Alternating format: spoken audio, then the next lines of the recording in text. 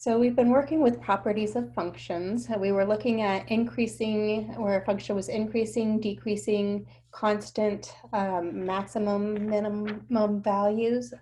That's where we kind of left off yesterday looking at that, but I didn't go in and give you a formal definition yet of that. So let's go in and give you the formal definition of what it means to be increasing or decreasing or constant on an interval.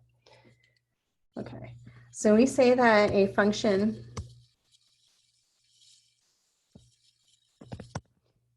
is increasing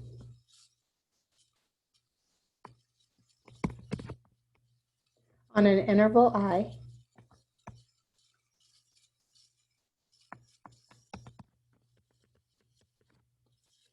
if, let's say, x sub 1 and x sub 2 are contained in your interval I,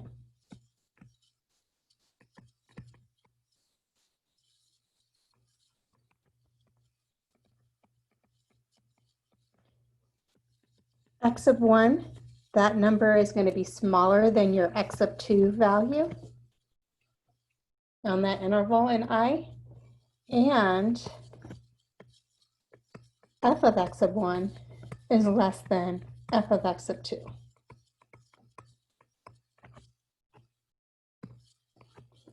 Okay, so let's just kind of look at that as a picture. So let's assume you have some value x sub 1 and some value x sub 2. And it said that our x sub 1 value had to be a smaller number than our x sub 2 value, which we have in here. And in order for it to be increasing, f of x sub 1, that y value, this is just representing the y value when x is, or for x sub 1, this has to be smaller than, I'm sorry, not smaller than, yeah, f of x sub 1 has to be smaller than the y value at f of x sub 2.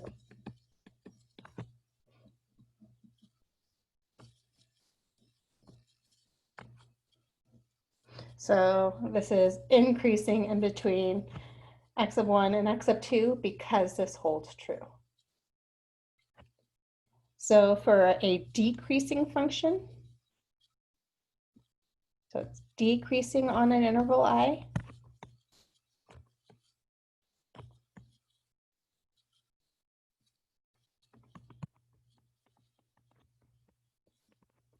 again, let's say x sub 1 is less than x sub 2.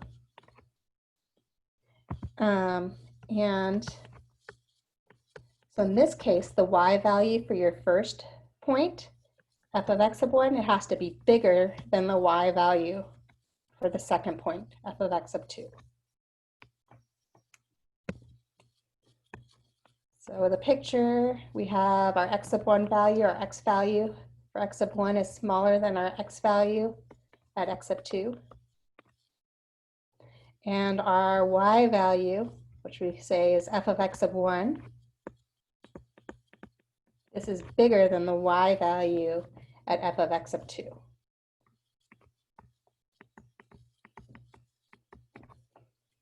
And if that's the case, then it's decreasing in that interval.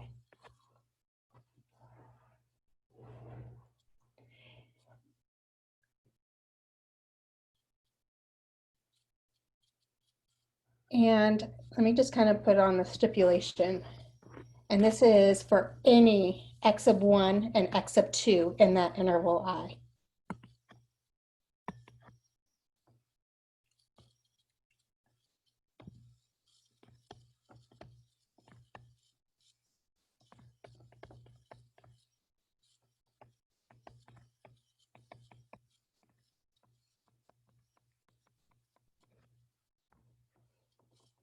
Right, because if that stipulation didn't hold true, technically, if I could still have an x sub 1 here and x sub 2 here to be increasing, but it might dip down here, right, and back up.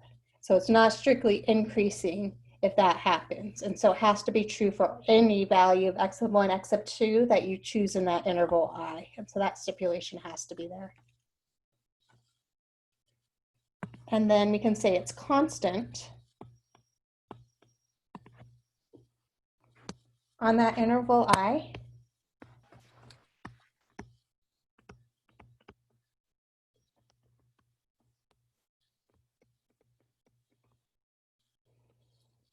If x sub 1 is less than x sub 2 and f of x sub 1 is equal to f of x sub 2.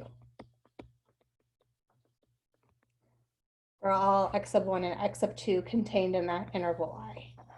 And so if we looked at the graph there, it's basically saying that your y values are the same.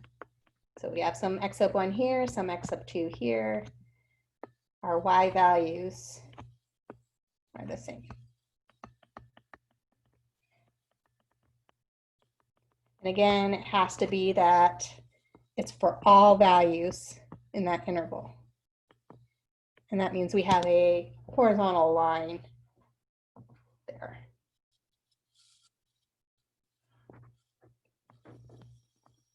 Okay, so that was more the formal definition. I was kind of saying, just looking at the graph, you can see it's increasing, always moving smallest to largest, left to right, like we read in America. I guess not. Anyways, so moving left to right, if you look like you're walking uphill, then it's increasing function. Walking left to right, if you're walking downhill, it's decreasing. And if you're just walking straight, you're not going up or down, it's constant. Then we talked about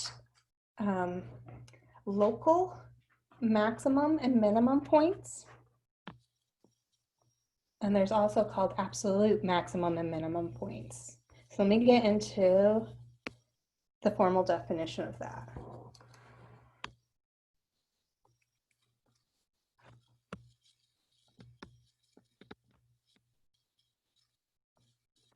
These are local maximum and minimums.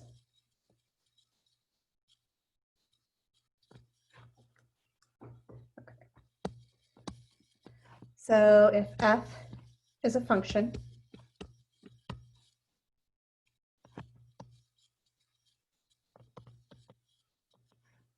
so it has to pass that vertical line test if we were looking at the graph. And f is a function defined on some interval I.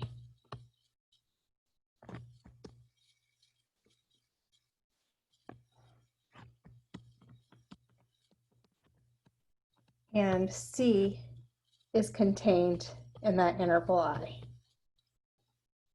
We would say a function f has a maximum or local maximum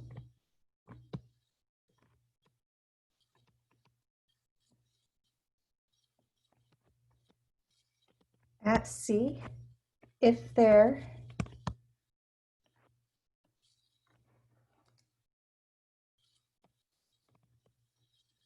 is an interval I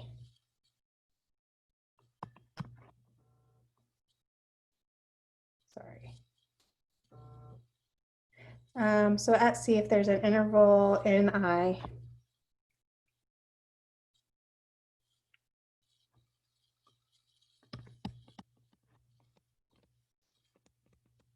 containing C such that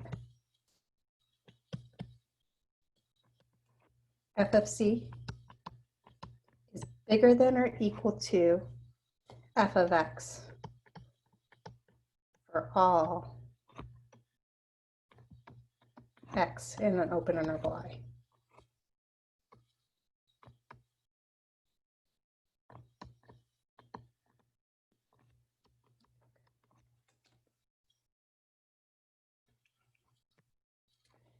So basically, if we had some graph in here, so it's easy, hopefully, to see that that right here is a maximum. This is occurring at some value c.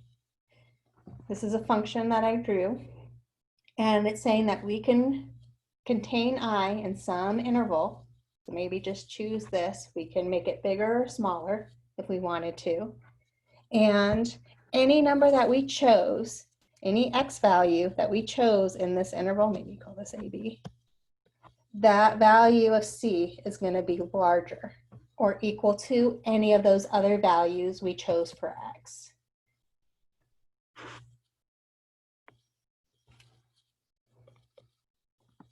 So this is our f of C. Notice that if I look at this, this is f of A.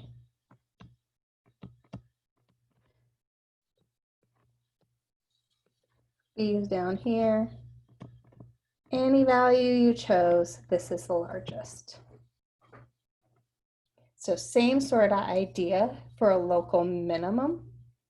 So a function has a local minimum.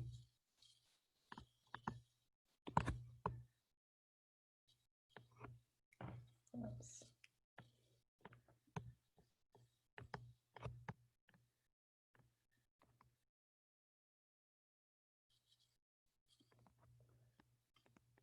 Let's say at x equals C. Do a little more math notation such that C is contained in some interval I. And in this case, that value, f of C, that y value has to be the smallest or equal to f of x for all x contained in I.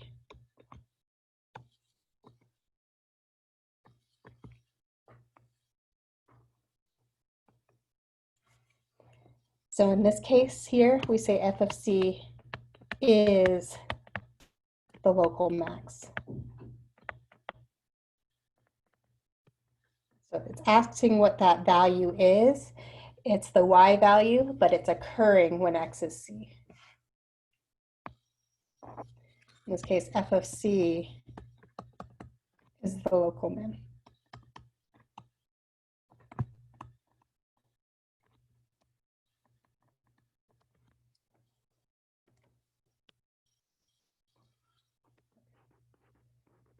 So those are local, but we can also have absolute max and absolute mins.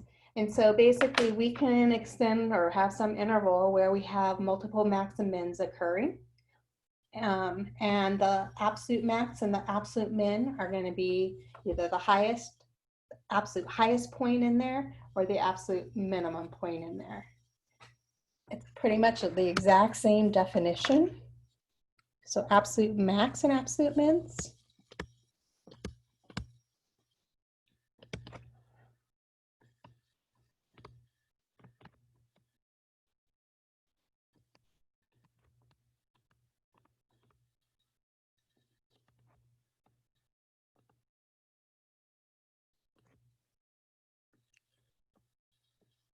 Okay, so again, f is a function.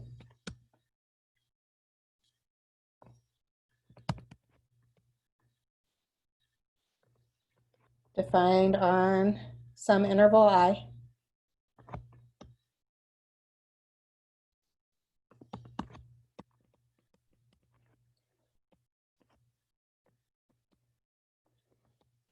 If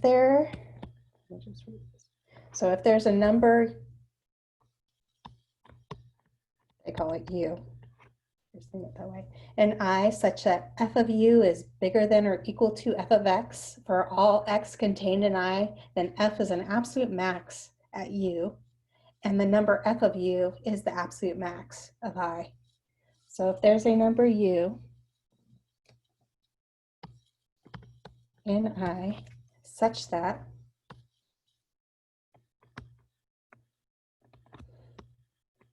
f of u is bigger than or equal to f of x for all x contained in I,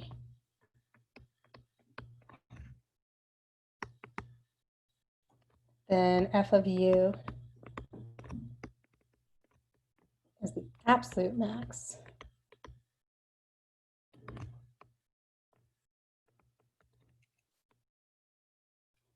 at x equals u.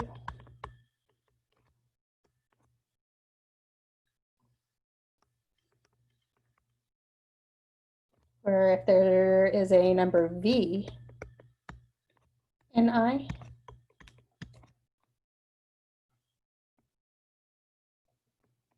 such that that y value at v, so f of v, is smaller than or equal to f of x for all x contained in I, then f of v is the absolute min.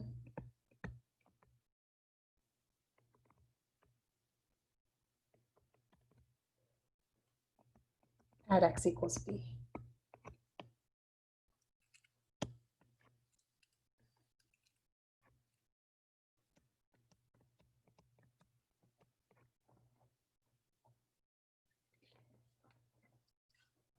Okay, you might hear the terminology absolute extrema or absolute or local extrema.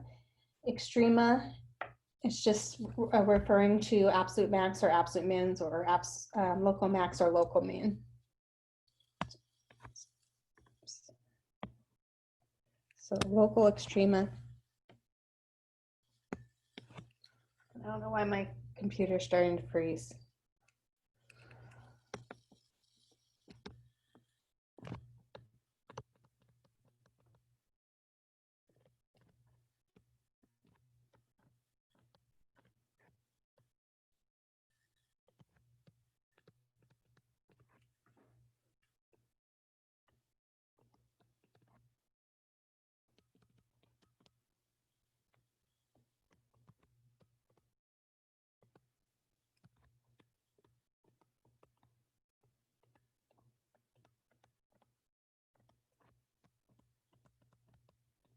Okay.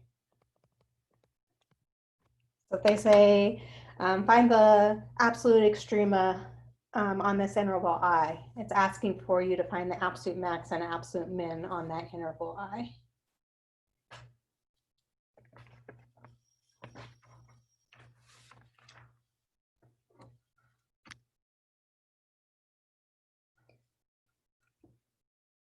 One other thing, there's one other important theorem that you'll see in calculus. Where did it go? And it's called the extreme value theorem.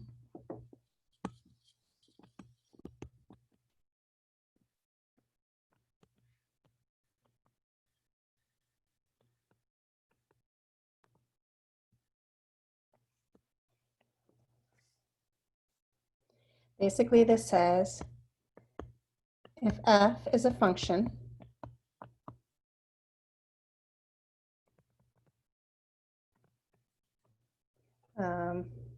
on a closed interval,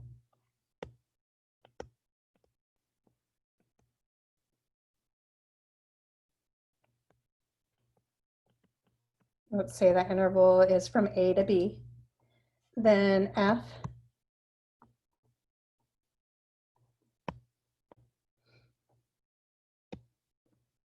has an absolute maximum and absolute minimum.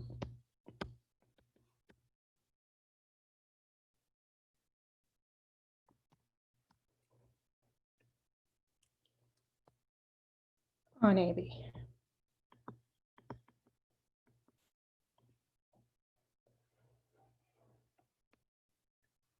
Okay, so it's possible that a function doesn't have an absolute max or an absolute minimum.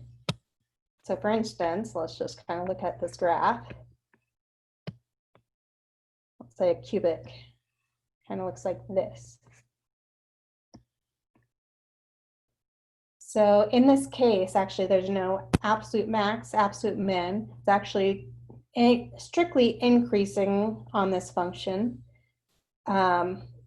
So there's no min or max. There's no local max, no local min.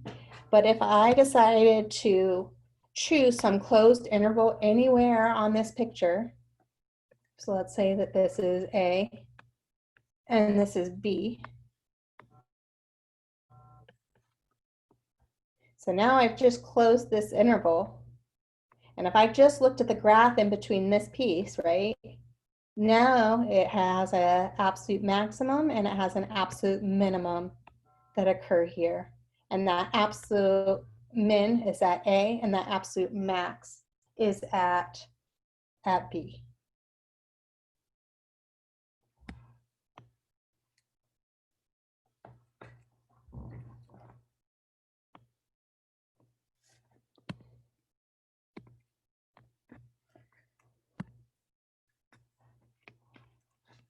Okay, so let's look at a couple other, let's look at some more examples now, looking with that.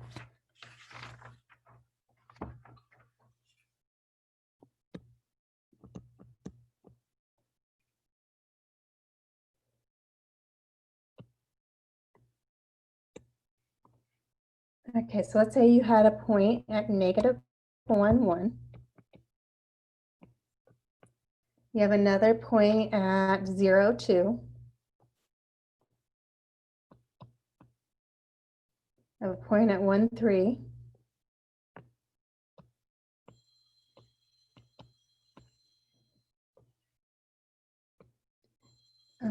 We go back down to 2, 0. And come back up to 3, 1. So it's like a straight line here. But then we have some curvature.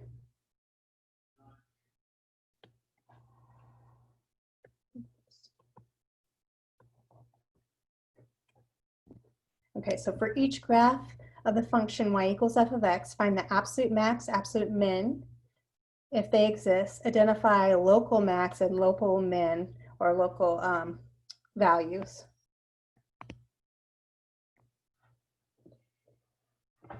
Okay, so if we're looking at this, we want to look at the highest point where this graph hits, and we want to look at the lowest point where this graph hits. And that is going to give us our absolute max and absolute min. So notice that our highest point that we hit here is when y is 3. So we have an absolute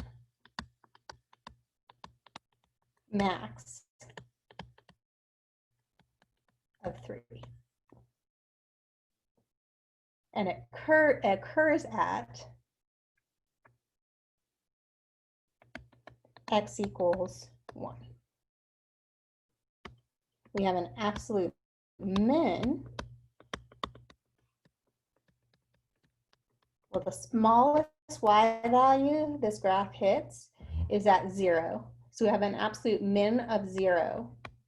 And this occurs when x is equal to 2. There's 2 other points in here, though, that are considered to be local max and local mins. So if we're on a closed interval and it's continuous function, then we can say that absolute max or absolute min is going to occur at one of the bounds of the interval. And so we actually had a not absolute, local. So notice that this is smaller, this y value is smaller than any y value to the right of that. And so we have a local min of 1 at x equals -1. So this value here, though, on the right-hand side of our closed interval, this value is larger than anything to right to the left of it. And so we have a local max also of 1. But this occurs at x equals 3.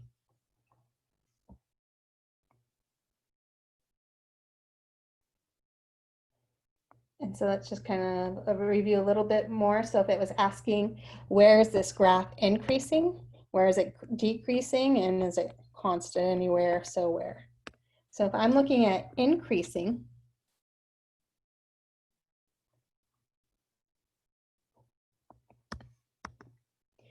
Well, I'm starting at -1. So when we're looking at where it's increasing, decreasing, and constant, we're looking at the x values. The x value starts to increase to the x value ends decreasing or increasing, whatever one we're looking at. So in this case, notice that it's going up, and we're just looking at the x values. It's starting when x is -1, and it's stopping when x is +1. Then we start to go back downhill. So it's increasing from -1 to 1. So looking at the textbook, I noticed that your textbook includes the end values of your increasing, decreasing, where other books I've seen don't always include those. And so yesterday I was not including it specifically on values where it was changing direction. But your book, and I want you to be able to get it right, and I'll accept it either way. For my math lab purposes, I want you not to get it wrong. Put that bracket there. So you're starting at -1, comma, to the x value of 1, bracket, but we're also increasing starting at x equals 2, and we're ending at the x value of 3. So union bracket 2, comma 3 bracket. So decreasing, so going left to right, if you look at it,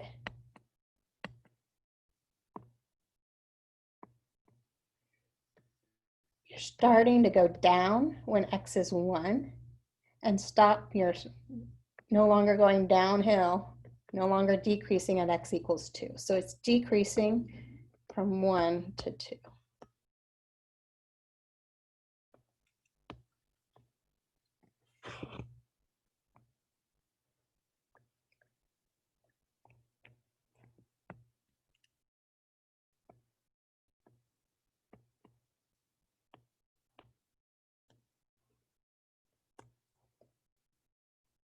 Okay, a few more things in this section. Even and odd functions.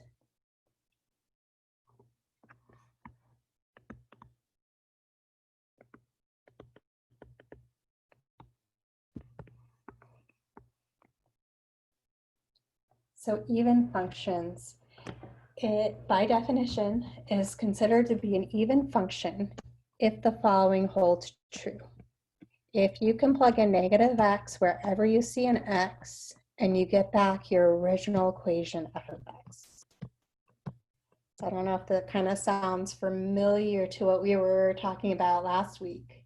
We were talking about symmetry across different axes. So basically, if you're changing your x value, so maybe I have a -x value here. If I change that value, my y value stays the same, but my x value is the opposite sign. So the even functions are actually symmetrical across the y-axis. So these are symmetrical.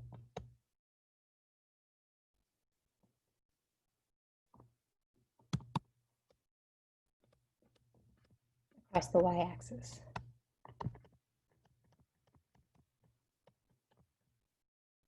So to test to see if a function is even, you're just going to go in, you're going to plug in -x wherever you see an x in the equation.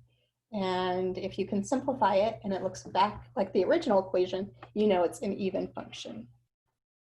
Odd functions. So odd functions occur if you plug in -x wherever you see an x, and you get back negative of f of x. So it's an odd function.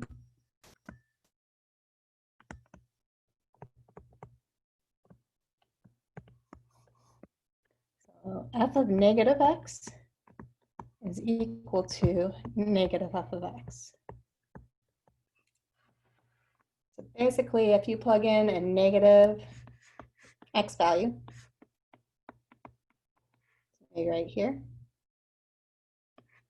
So we plug in some value of x, it's going to change the sign of x and change the sign of y. These are actually symmetrical. We saw this last week too. If we plugged in negative x wherever we saw an x and negative y wherever we saw a y, and it remained unchanged, gave us back our original, then it was symmetrical across the origin. So odd functions are symmetrical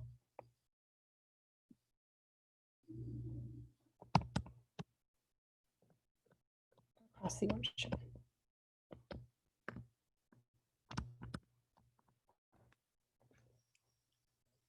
Okay, so if neither of those two things hold, which most of the time they probably don't, then they're neither even or odd functions. If they're even or odd functions, then we know, though, if we have half of the picture, then we can get the other half by symmetry. And so these are just some tools that later on are just helpful to help you graph things.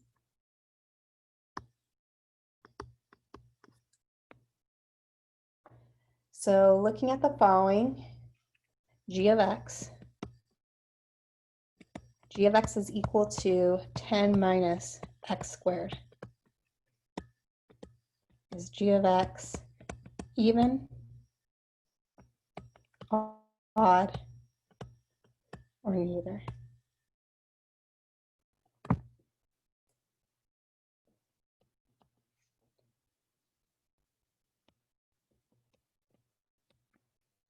So we're going to go in, wherever we see an x, we're going to replace it with negative x. So I'm just going to go rewrite this equation, and I'm going to put a parentheses where I see an x. So 10 minus parentheses, and then that parentheses is squared.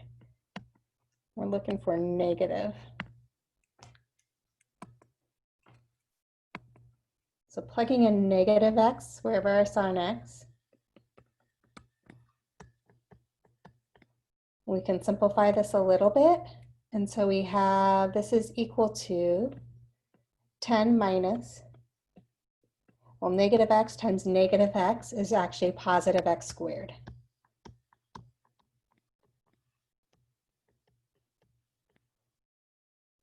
So notice this is equal to our original function, g of x.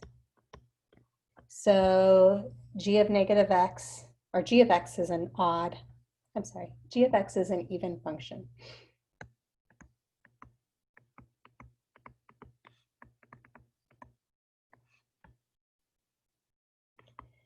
I was just trying to think in my head, you know, do we need a test to see if this is an odd function?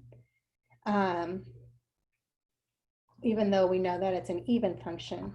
So last week we actually looked and saw that something was both symmetrical across the x-axis and then the y-axis, and then we saw that that meant that it was also, or we saw that it was also symmetrical to the origin. That happened to have been a circle, and if you look at a circle, that's actually not a function. And so if we look at this and we looked at negative g of x, and we're not going to get the original.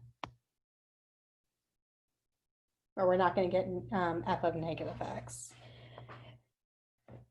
So I'm not going to test it to see that it's both.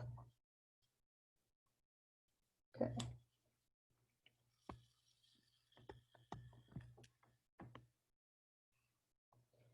What if you had capital F of x is equal to 2x all over the absolute value of x?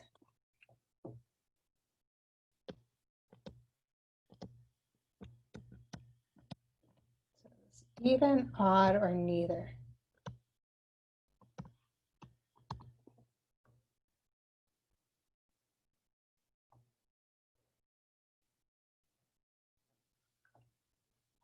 Does the capital have anything to do with the answer?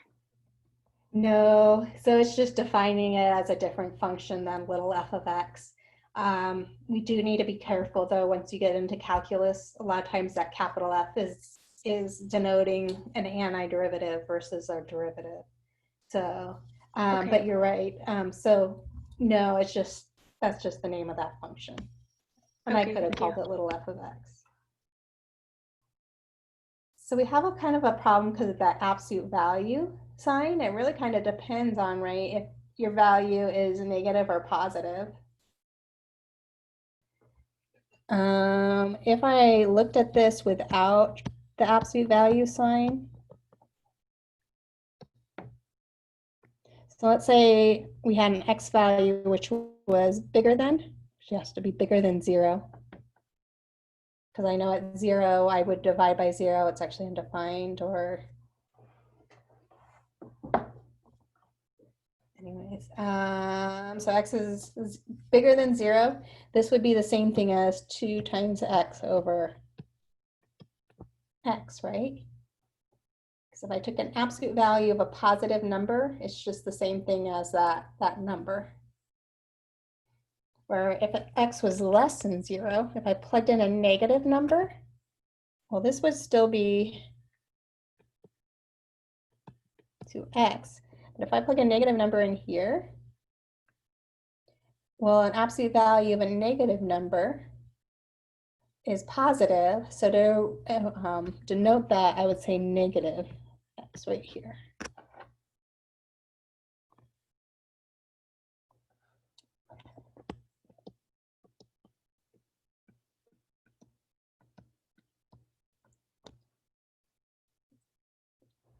I'm actually not quite sure. So if I plugged in negative,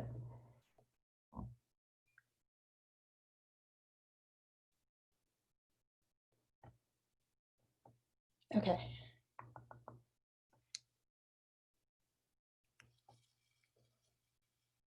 If I plug in negative, I think I need to define, let me start with something different. Let's say a is less than 0. So if I look at f of a, that's going to be 2 times a, which is going to be minus a. So this is going to give me the same thing as negative 2.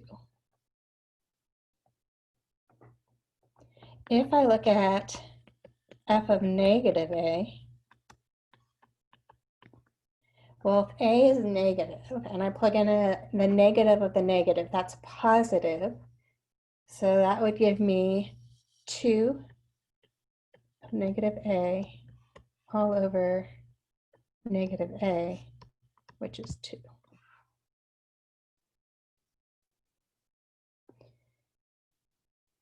If we look at the negative of f of a, well, negative of f of a, well, f of a is negative 2, right? So if f of a is equal to negative of negative 2, which is equal to positive 2, which is equal to f of a. So I just showed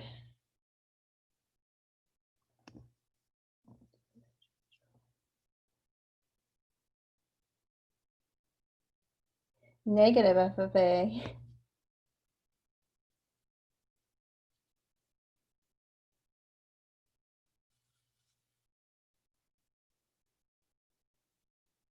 is equal to, sorry, this 2 was f of negative a. That's what I want.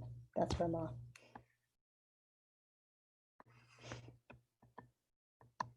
So we just showed that this negative f of a is the same as f of negative a, which is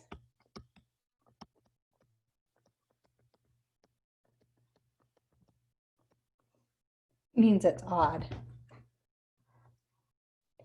We kind of have to do the same kind of reasoning with b being a positive number just to make sure, or choosing a positive number. So if you chose a positive number and you plugged it in here, that tells you you're going to use the first equation. And this might make more sense today after we look at piecewise functions. So if we plug in a positive number in here, that would be using this equation. And so we would have 2 of b over b.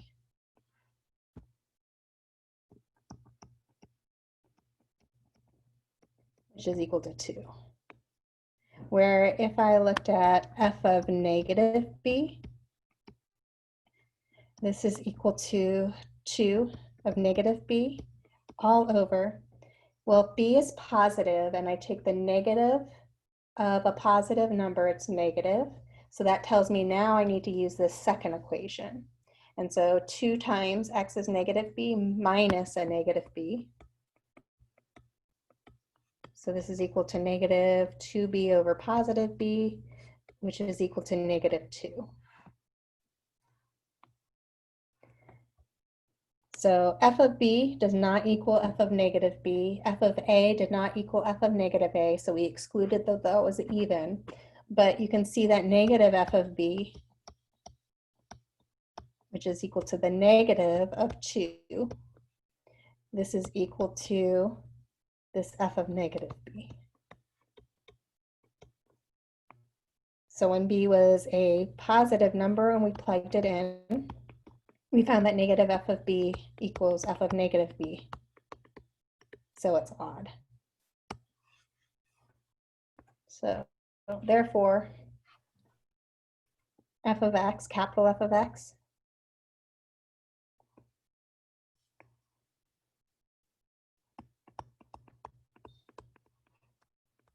is an odd function.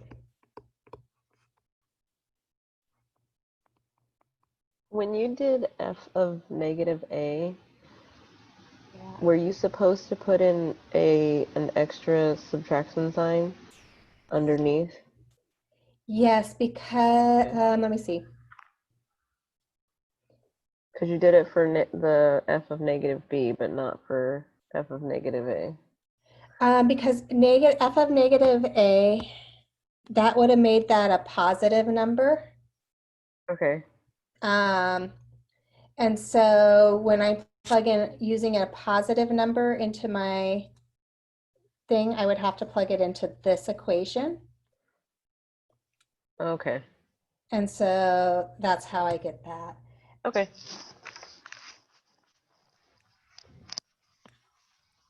So that one was a little more tricky. Oops. There you go. Because of that absolute value sign in there.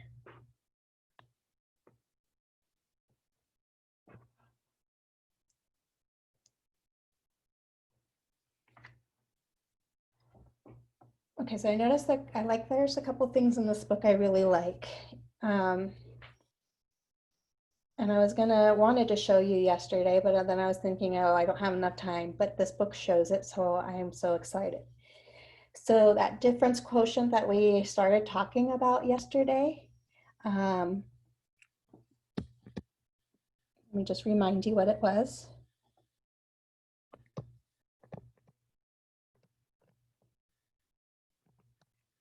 Basically, that difference quotient said was f of x plus h minus f of x all over h.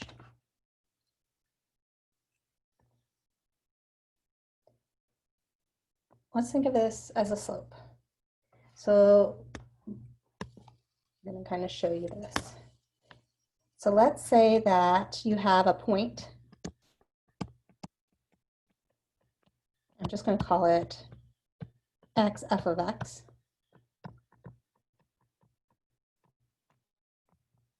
And the point, basically, I'm just going to add some value h to my x value. That means my y value then is represented as f of x plus h.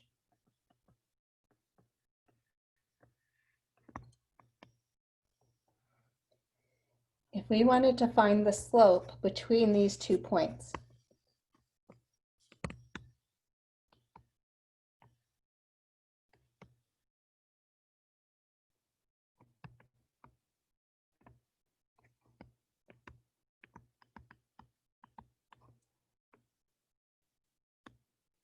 okay, so to do that, remember the slope was the change in your y value. Well, my change in my y value, so here's one y value, f of x plus h, minus my other y value of my point, which was f of x, all over. So I used my second point here from where I started with a change in y. So I need to use x plus h first down on the bottom, minus the other x value of my point x. So notice that when we simplify this, I have f of x plus h minus f of x in my numerator, but by denominator we have some like terms. We have x minus x, so those cancel, and so we're left with just an h. Okay, so why is this important, and why do we even care? Let's say you have any graph. So far, we've been only able to find the point of lines or find the slope of a line. We might want to know what's going on or what's the rate of change, what's happening at any particular value at any maybe graph. And so if we want to see what's happening right here on our graph, so let's say that's x. And let's say we decided to add some value of h in here.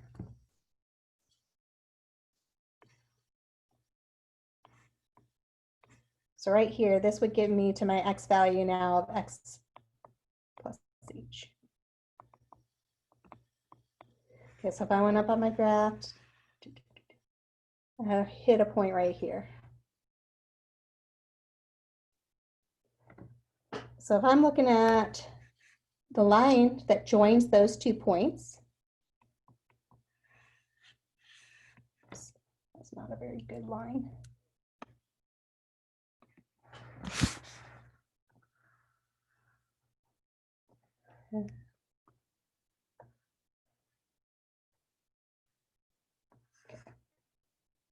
That would give me an approximate.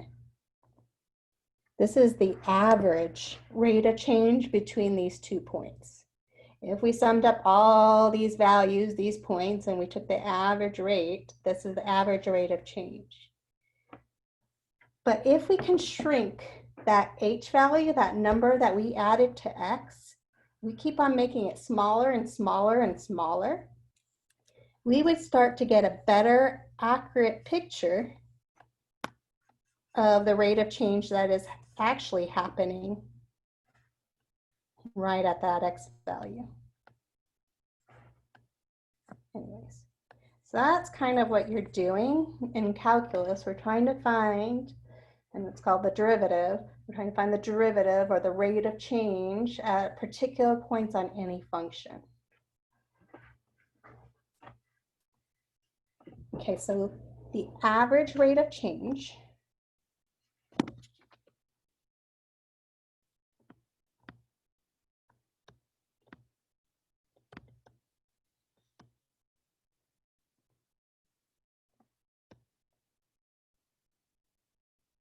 between 2 points on a graph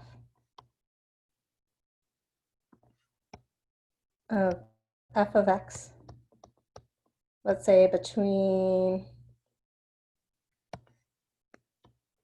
x equals a and x equals b,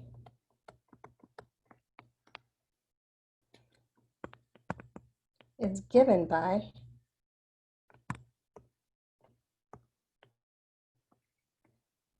the change in y all over the change in x. And we're going to write this. So a way to write the change in y is with a triangle over, and then the y.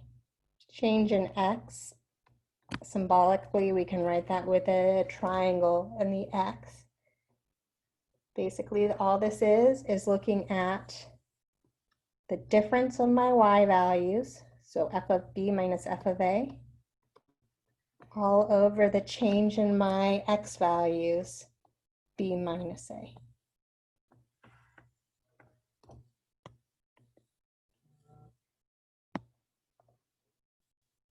So basically, it's just finding the slope between 2 points on a line.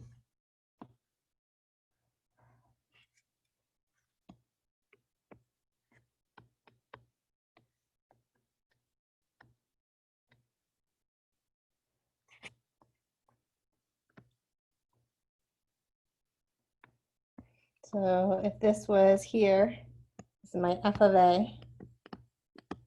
This right here, this is my f of b. They wanted to find the average rate of change. That's going to be the slope between these 2 points. This line that we're joining, that we're finding that average rate of change, has a special name, and that's called the secant line. So the line that joins the 2 points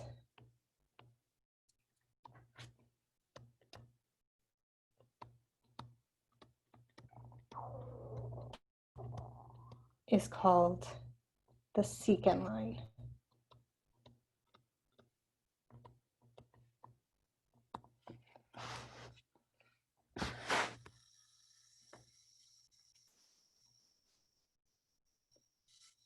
Okay, so let's look at an example.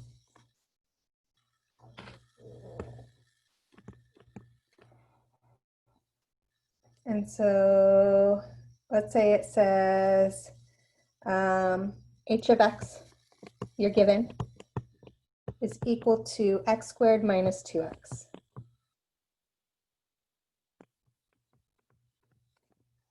And it wants you to find the average rate of change from 2 to 4.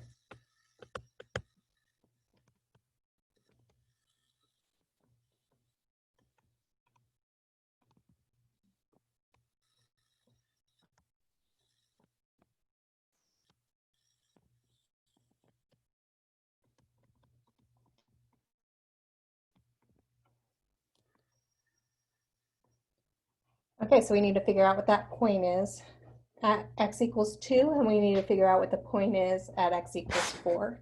And so we need to look at what is h of 2. So let's put parentheses wherever we see an x. So h of 2 is equal to parentheses, quantity squared, 2 parentheses. Go back in and replace wherever you see a parentheses, put 2 in there. And so 2 squared is 4, minus 2 times 2 is 4, 4 minus 4 gives us 0. So we have a point at 2, 0. So we want to do the same thing. We want to find out what our point is when x is 4. So we want to find h of 4. So go in and plug in, or put parentheses wherever you see x. And then go back in and replace that. Put a 4 inside the parentheses. So 4 squared is 16, minus 2 times 4 is 8. 16 minus 8 gives us 8.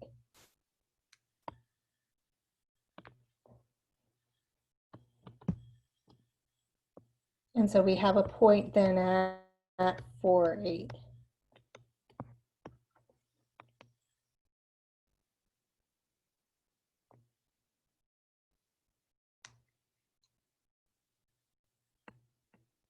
Okay, so our average rate of change, we want to look at the change in y over the change in x.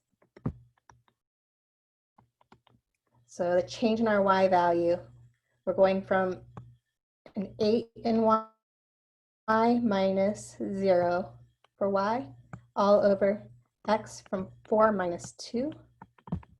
So we have 8 over 2, which is 4.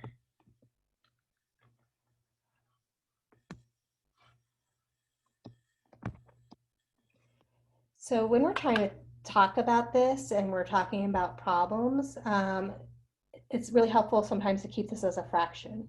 So, I mean, if we're talking about cost, so over time, so the change in the cost over the change in time. So in this case, this would be the change in cost is 4 over 1 unit of time, depending on what I'm talking about, years or not. Days, weeks, So having it as a fraction kind of makes more sense if we're talking about it when we're looking at the word problem. You can write that as 4 though. Oops, I'm not done. So part B wanted us to find the equation of the secant line.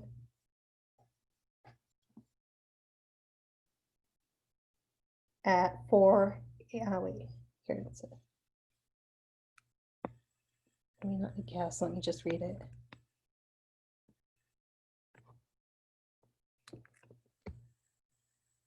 Okay, so part B, find an equation of the secant line containing 2h of 2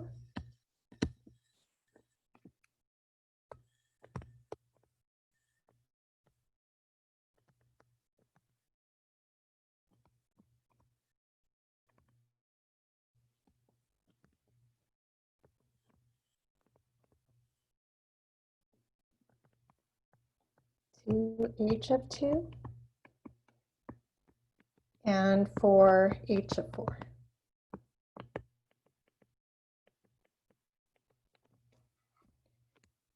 We already did a lot of that work.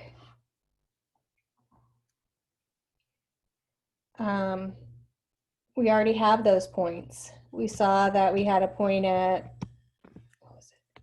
It was 2, 0, and we saw that we had a point at 4, 8.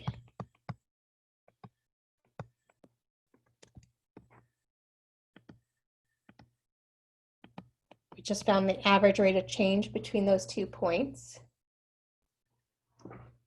And so, and we saw that that was 4. So choose one of your points. In order to find the equation line, we need a point and we need a slope. I think I'm going to use 2, 0. I think that looks easier. So when y is 0, this is equal to my slope, which is 4, times x in this case is 2 plus b.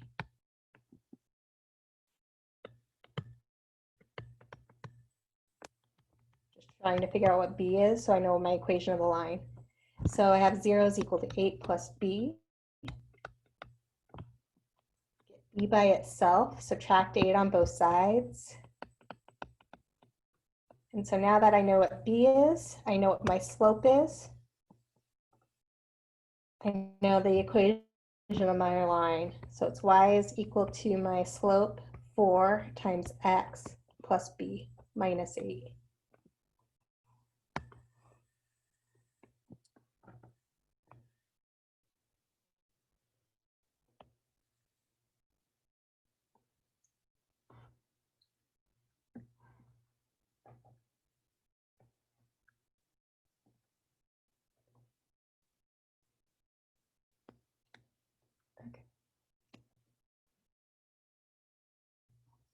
Okay, so there's certain graphs that it's kind of important to know what the general shape is. And so we're going to look at a library of functions that you should know the general shape. And then once we know those, we can use rules of transformations of graphs to help us graph more complicated problems. So these are functions of graphs that you should know.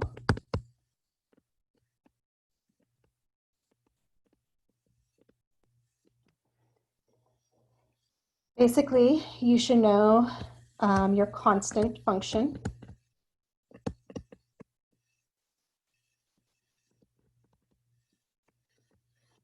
So if you ever have anything in the form of f of x equals a number, let's say c, then you should know that this is just a horizontal line.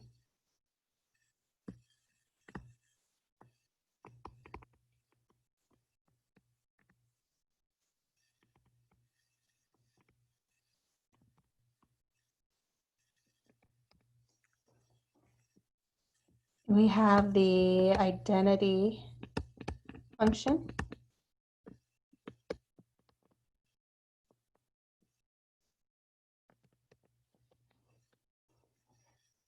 This one is f of x is equal to x.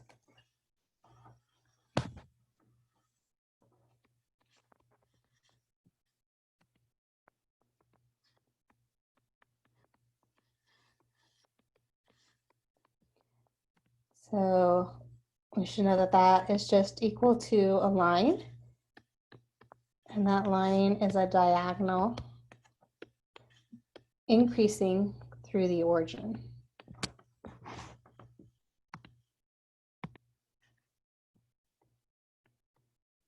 Oops.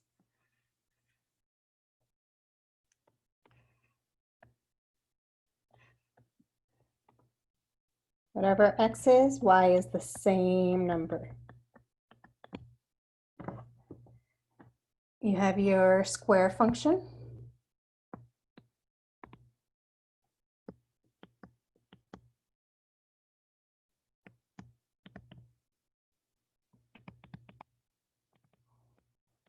So f of x is equal to x squared. That's just a parabola where the vertex is at the origin facing upwards. You have your cube function.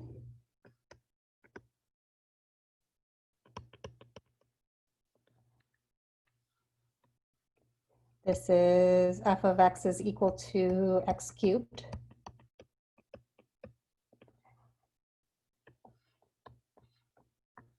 So if we looked at this graph, strictly increasing, it kind of levels out where it's slowing down in the increase at the origin, but then it picks up in the pace. So it looks similar to this.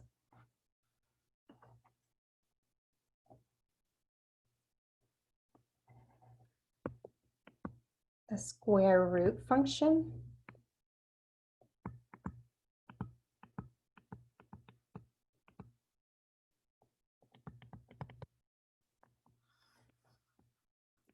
So f of x equals the square root of x. Well, our domain is limited for a square root function. What's underneath the radical can't be negative. We can't get back a real number. So it starts at the origin 0, 0. Kind of looks like a sideways parabola, but just half of that sideways parabola.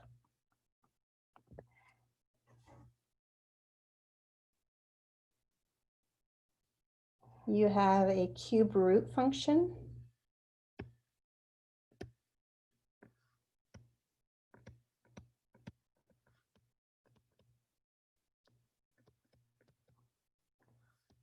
So this would be f of x equals the cubed root of x.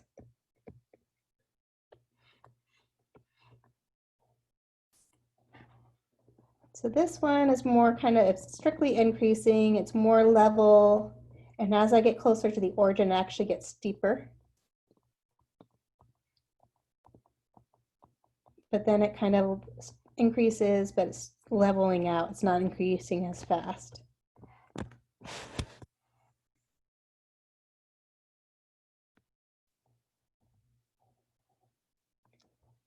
We have what is called the reciprocal function.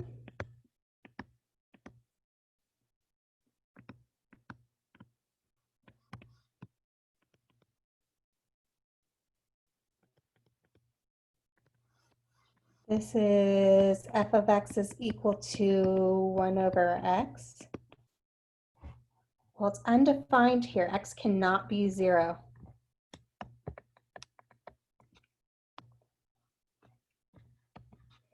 And so what's happening if you plotted points?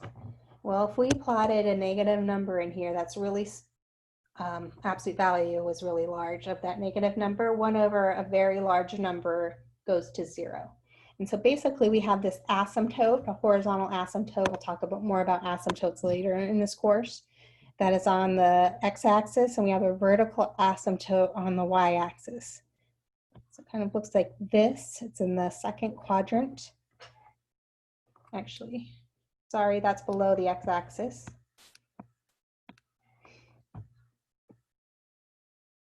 You have 1 over a negative number, it's negative.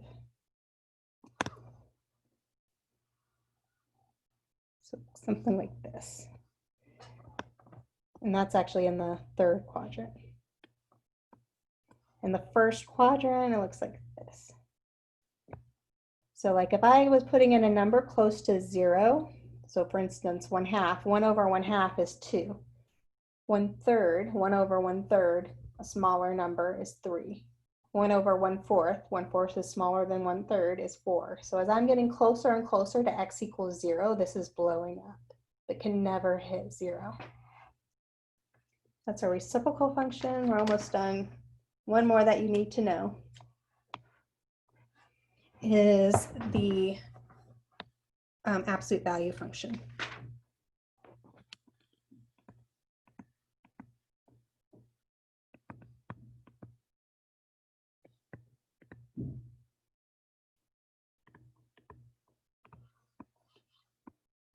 And this is f of x is equal to absolute value of x.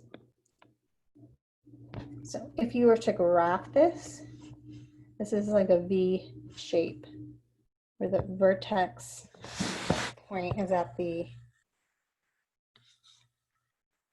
it's V, not U.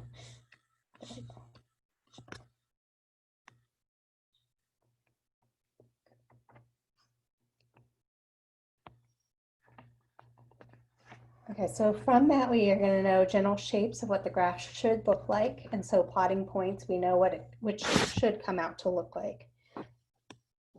In a little bit, we'll look at transformations. So piecewise functions.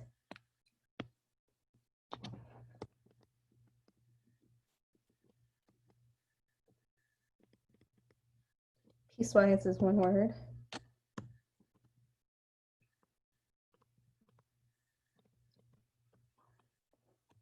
Basically, you're given multiple equations, but for each equation, it's limited for a particular domain. So it's limited for particular x values.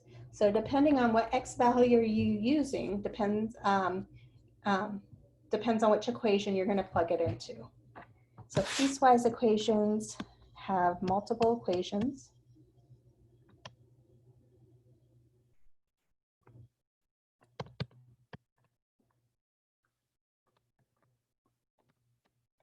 That are defined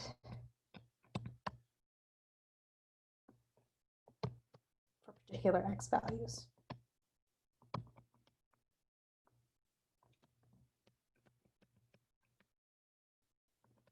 So basically, when we rewrote the absolute value of x, that was defined as a piecewise.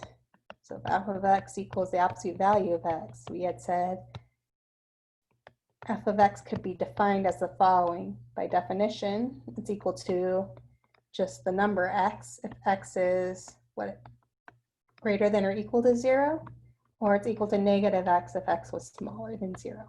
So there's an example of a piecewise function.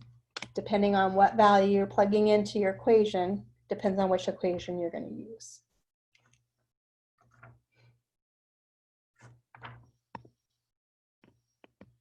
So let's look at graphing a piecewise equation. So the important thing with piecewise equations and graphing is that you don't extend that piece of the graph past the domain for that equation. So let's say you had the following, and f of x is equal to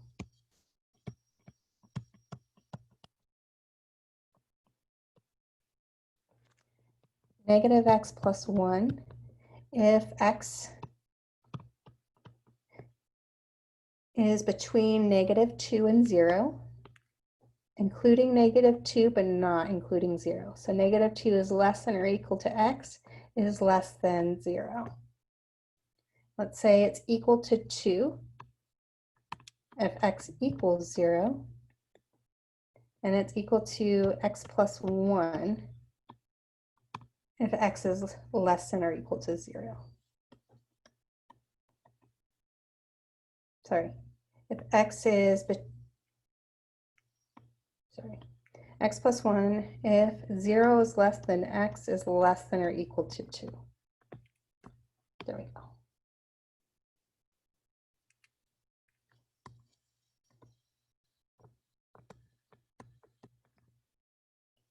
Okay, so when I'm graphing these, I like to graph each piece all together on one axis. And so I usually start with the top one. it's important that we figure out what's going on our endpoints of our inequality. Even if it's not included there, we want to see what that value is. If it's not included on that end piece of our inequality, then we're going to put an open circle. If the endpoint of our inequality is included in that domain, then we put a solid circle. So always plot, or always find the points that occur at the endpoints of the inequalities.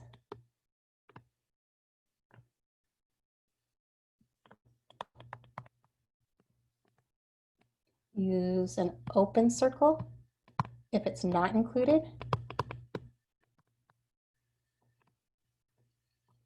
And you're going to use a closed circle if it is included.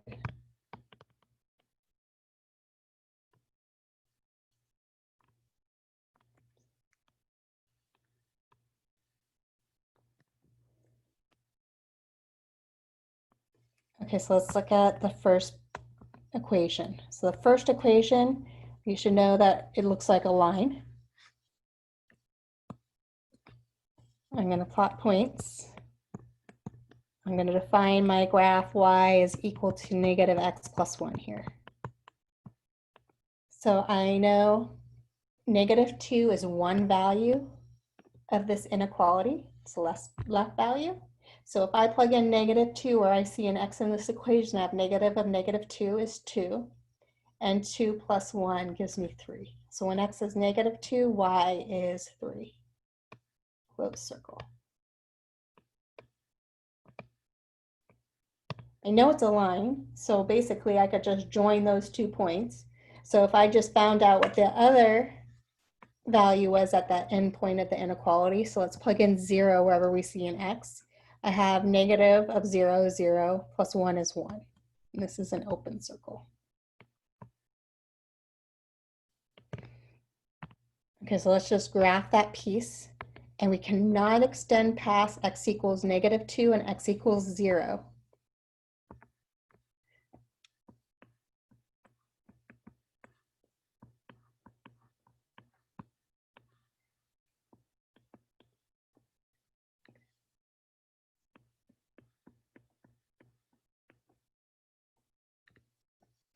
So again, we have a point at negative 2, 3. So locating it, we have a point here, and we have a point at 0, 1. So we have a point here. I know it's an open circle at 0, 1. So make it more open.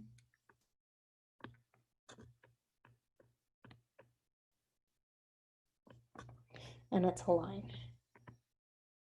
So I'm not going to extend this graph less than negative 2 or bigger than 0. So now I'm going to look at when x is equal to 0. Well, it's only one value. It's basically saying I have a point here. So when x is 2, when x is 0, y is 2.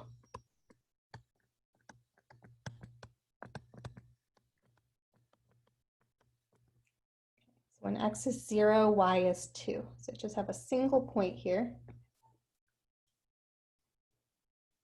And then the last piece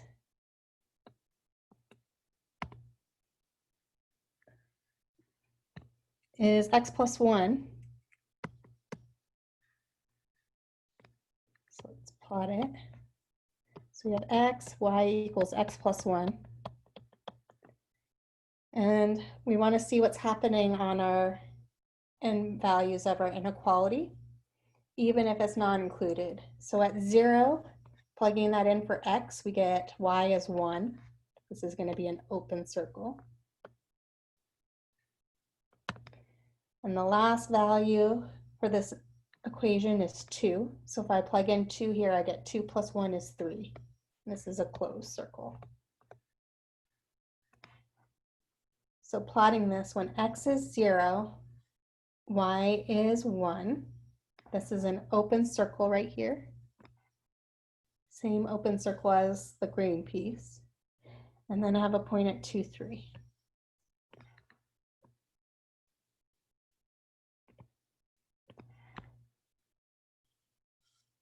Okay, so we just graphed what f of x is.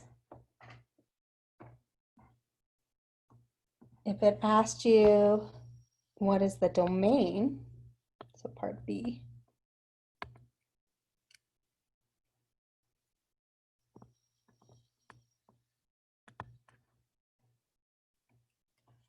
basically the piecewise function is giving you your domain. All the union of each one of those inequalities is what our domain is. So notice that we're hitting all x values starting and including at -2 all the way to 0, but we're including 0 here, so we're good for that x value. And then from 0 to +2 including. So our domain is going to be all values including and in between -2 and 2.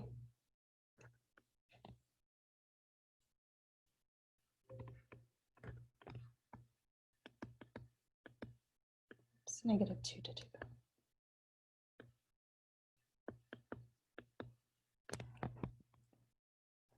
It would have been hard to see what the range was without graphing it. But you should be able to determine the range after you graph it. So we're looking at the smallest point that we're hitting and the largest point if it's continuous. So notice that our y values, the smallest value I'm hitting or almost hitting, getting very, very close to, is 1. And the largest y value I'm hitting on this graph is 3, and I include it.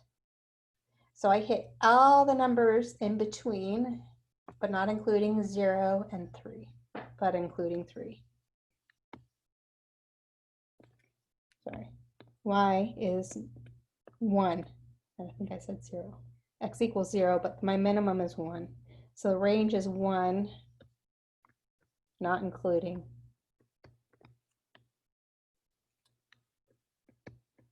To 3, including.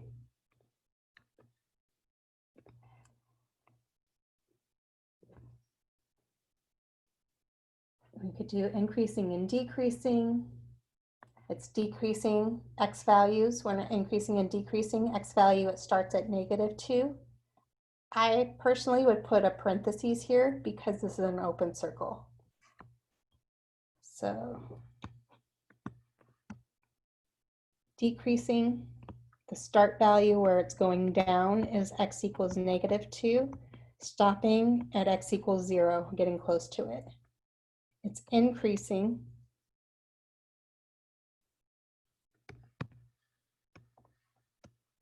So starting at x equals 0, but it's an open circle there. Sorry, not x. Yeah, it is x. And going to x equals +2, including.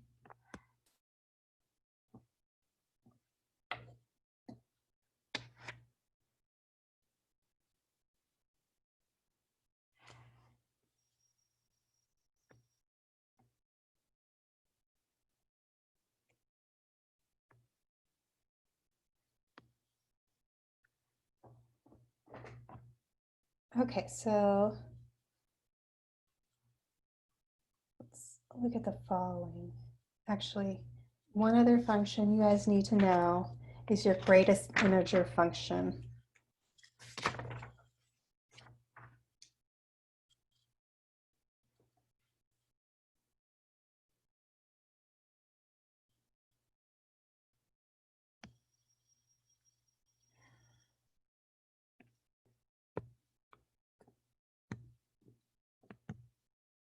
So the greatest integer function.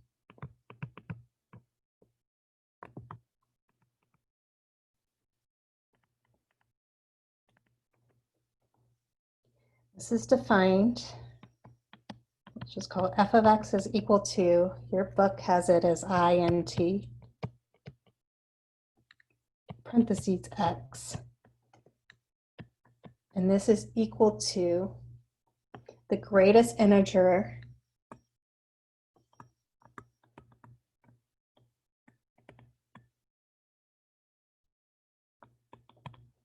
less than or equal to x.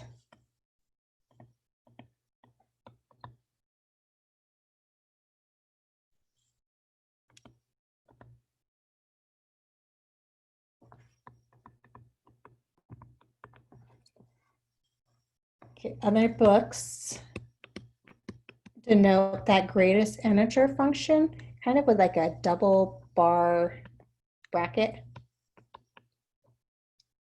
So if you come across that, that's usually representing the greatest integer function.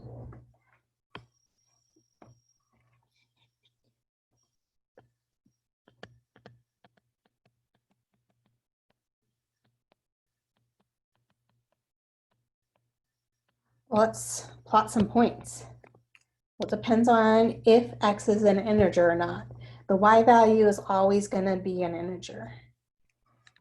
Let's start with positive numbers just because it's easier.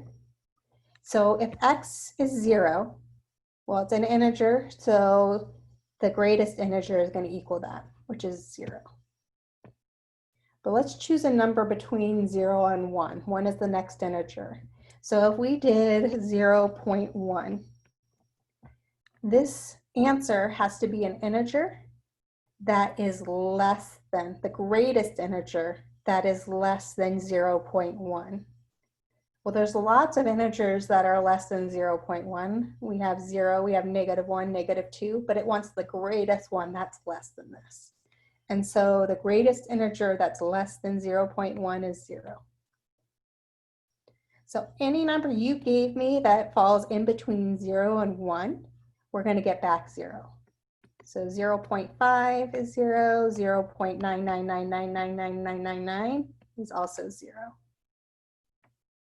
So let's just plot that. So I have a solid circle at 0, 0.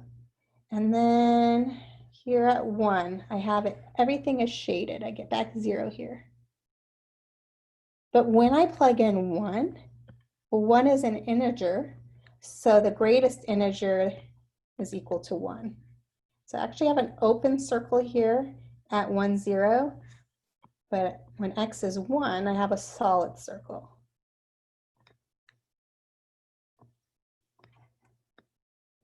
So if you gave me any number in between 1 and 2, not including 2, so 1.3, it's not an integer, but the greatest integer that's smaller than 1.3 would be 1. So at 1.8, I get 1. At 1.95, I get 1. So I have a constant line, solid circle at 1, 1. And then once I get to 2, I'm going to have an open circle at 2, 1. And when x is 2, that's an integer, that point is at 2. So it's also kind of known like as a step function. Think of these kind of as steps up. Negatives are a little bit more difficult, but it's still the same idea. So for instance, if I had negative 0.5, negative 0.5 is not an integer. The greatest integer that's smaller than negative 0.5 is negative 1.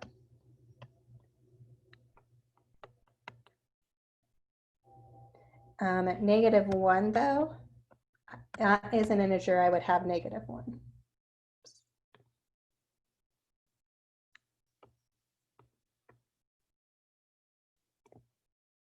So we have these steps. So that is considered to be the greatest integer function.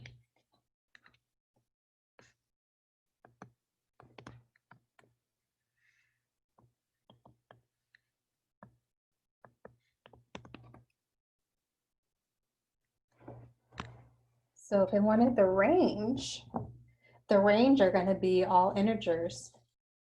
But notice our range is not negative infinity to infinity because we're not hitting any y values that aren't integers. Our domain, we can plug any number in here for x and we'd always get back a y value, always get back a real number. So our domain is going to be all reals.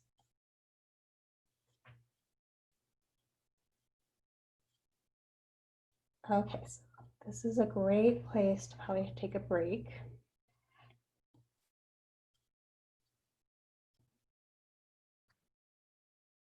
Okay, so we're getting into transformations of functions, so techniques that are going to help us graph. And let's look at the following. So let's maybe look at f of x equals x squared. We know what the general shape of that is, but we can get some points too, right? We can plot points. If we put in 0 in here, we get 0 squared is 0. If we plug in 1, 1 squared is 1. 2, we get back 4. If I plug in -1 quantity squared is 1. -2, I get positive 4.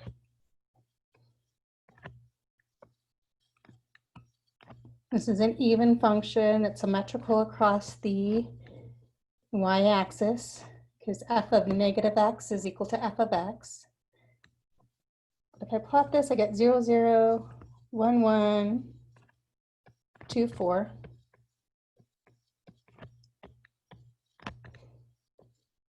-1, 1, -2, 2. I'm sorry, -2, 4.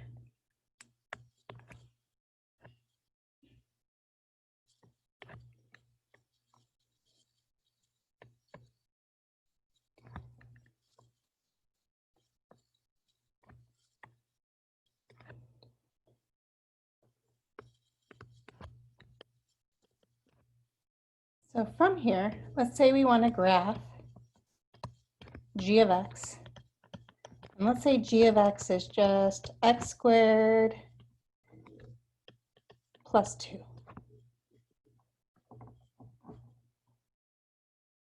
Basically, we've already done all the work here of f of x equals x squared. So if I was looking at, and this is f of x, if I was looking at g of x, right,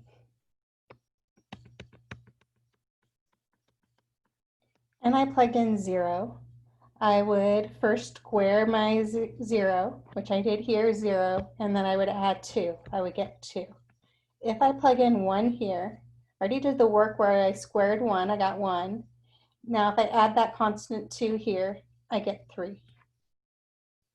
Same idea here. When I had 2 here and I squared it, I got 4. Add 2, I get 6. So notice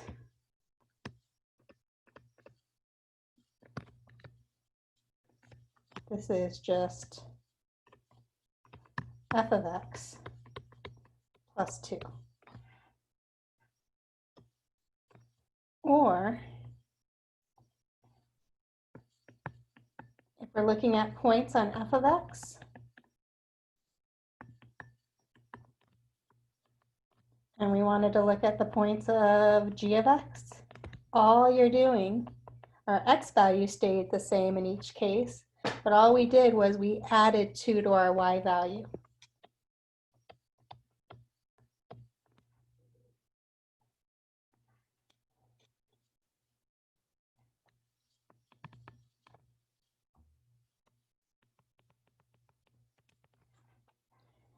So if I graphed that, at 0 I had 2, at 1 I had 3, at 2 though I had 6.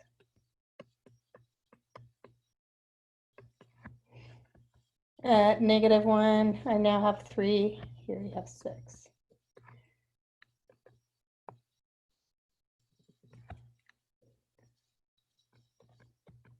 So it's the same graph, it's just shifted up 2 units.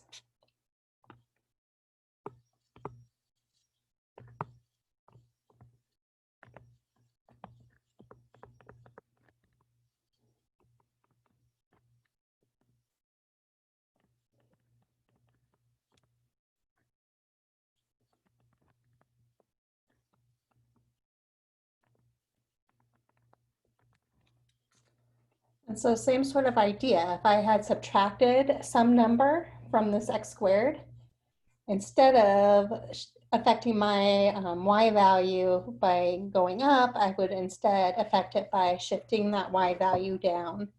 And so that comes to the definition of horizontal transformations.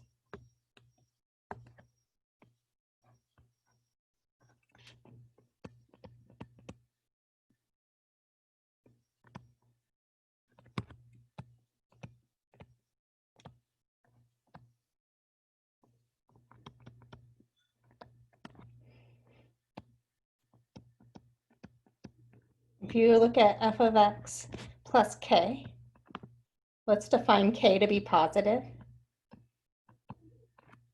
Then this is the graph of f of x.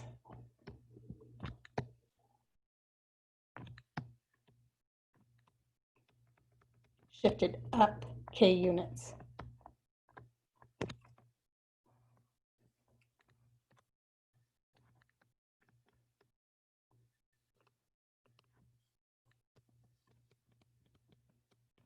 If it was minus a positive number, then this shifts it down k units.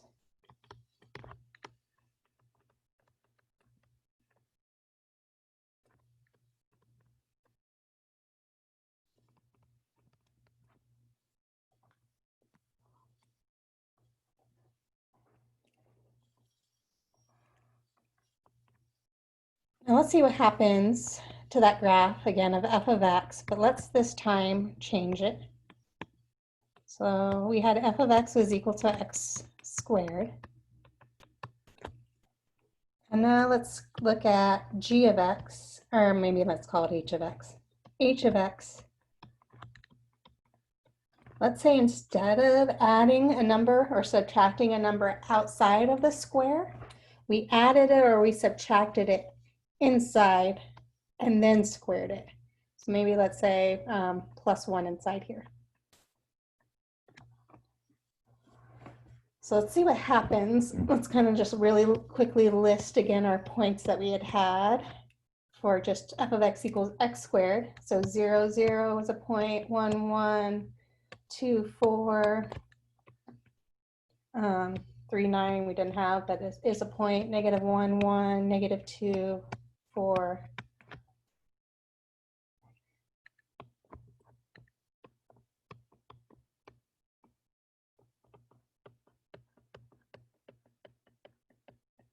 So let's say I plug in 0 here.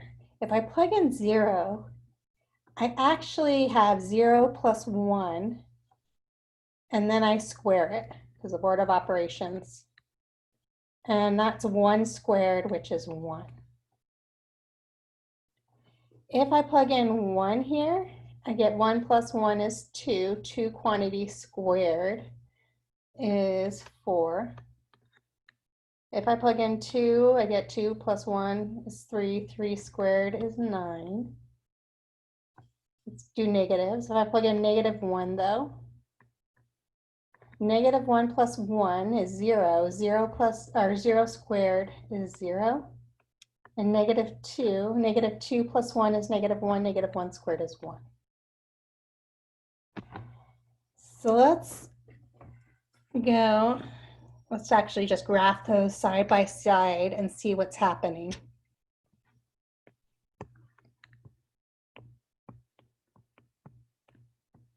So really quickly plotting x squared.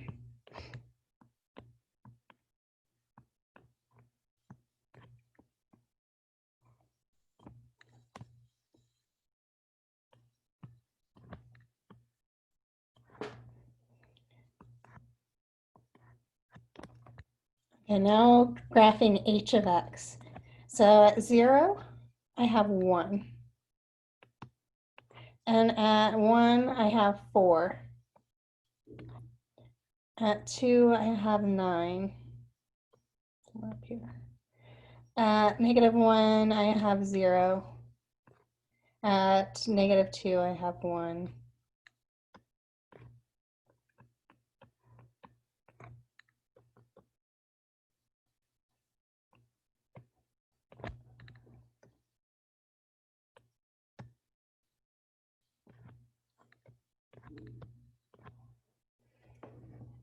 So notice that looks like the same graph of x squared, but it looks like it shifted to the left. Think of it this way and why this is happening. In order to get the same y value, let's look at the y value here of 1. This y value here of 1. This x value was 0. I had to add 1 to it to get the same value. This y value is 4. The x value, though, for that is 1. And the x value here is 2. So basically, in order to pick up that slack of that extra 1 that I am adding, I'd actually have to subtract 1 from my original to get it over here, to have the same y value. Or I'd have to subtract 1 from this. So if it's a plus inside, then it actually shifts it to the left. If it's a minus inside, it's going to shift it to the right. So here is horizontal shifts.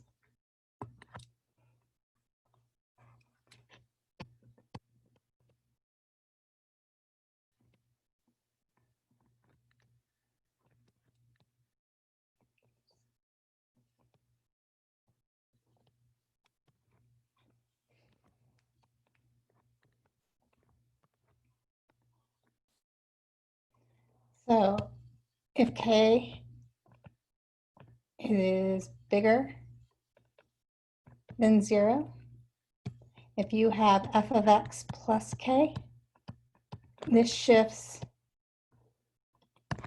f of x to the left k units.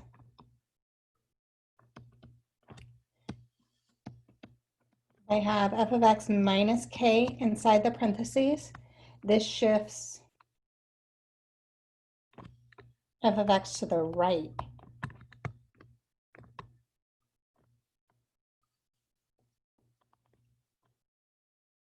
k units.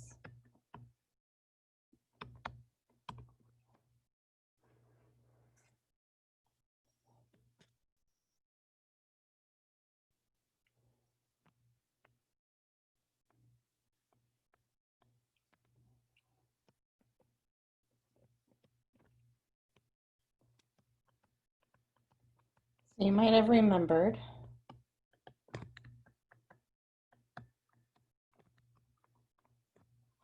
so let's say you had f of x is equal to x minus 3 quantity squared, how about plus 2.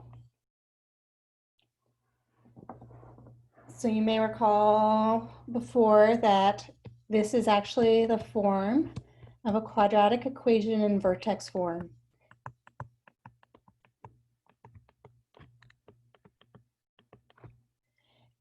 And you could tell what the vertex is, and this is why, because of transformations. The vertex was the opposite sign that was in here, which was 3, and the same sign outside here, which is 2.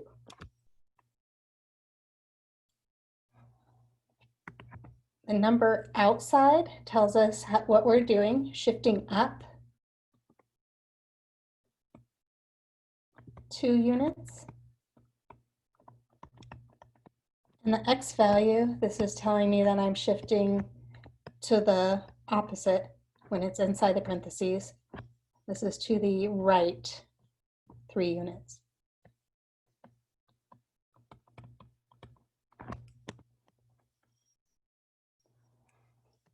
And so if you think about your original function, the square function, the origin was at, or the vertex was at 0, 0. But if we go to the right 3 units and up 2 units,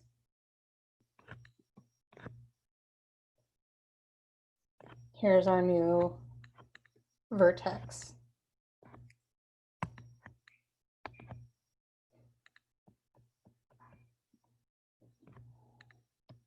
And so we kind of just want general sketches.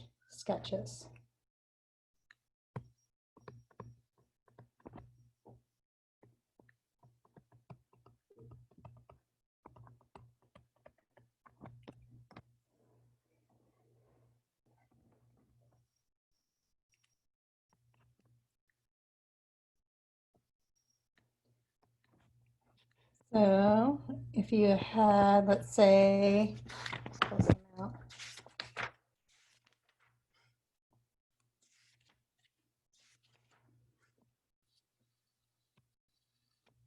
Y equals the square root of x minus 3. I kind of call them the parent function.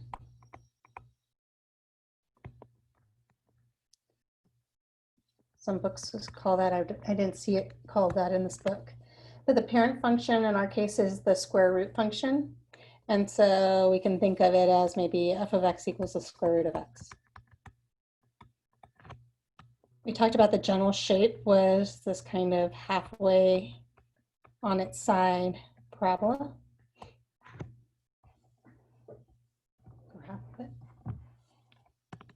So we have to think, is that minus 3 going to affect it horizontally or vertically? And so in order to get this to be an x minus 3 underneath the radical, notice that we are looking at plugging in x minus 3 wherever we saw an x here.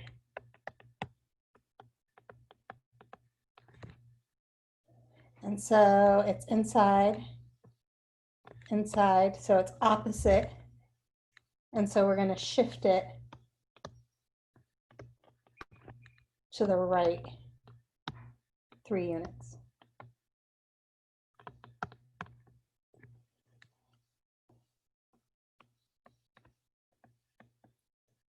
It's the same shape, general shape, but just shifted.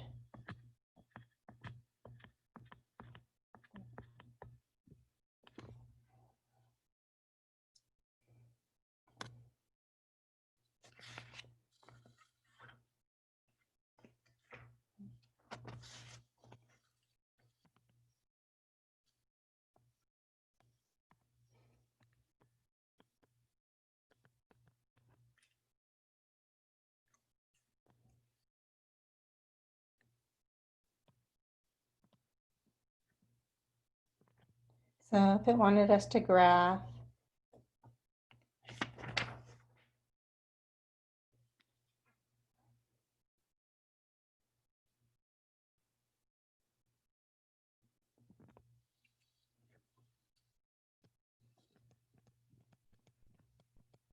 f of x is equal to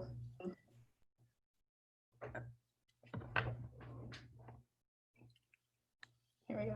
How about the cubed root of x minus 1 underneath that radical, and then outside of the radical is a plus 3.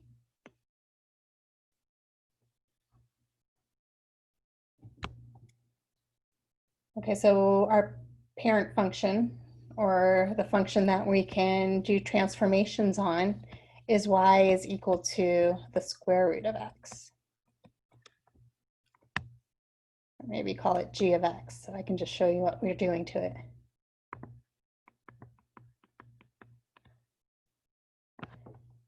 And it's not the square root, it's the cubed root. Okay, so if we're trying to manipulate g of x to look like f of x, well, in order to get x minus 1 underneath the radical, we need to replace wherever we saw an x with an x minus 1. So we can rewrite this as g of x minus 1. And then to get the plus sign outside of the radical, we would need to add outside of the g of x a 3. If we did that to that, that would get us back f of x. And so we can talk about transformations. So the plus 3, this is shifting it up 3 units.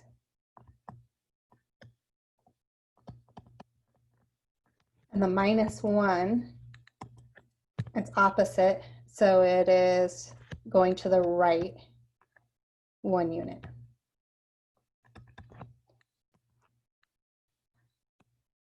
So do the general shape. of your cube root. 0, 0, 1, 1.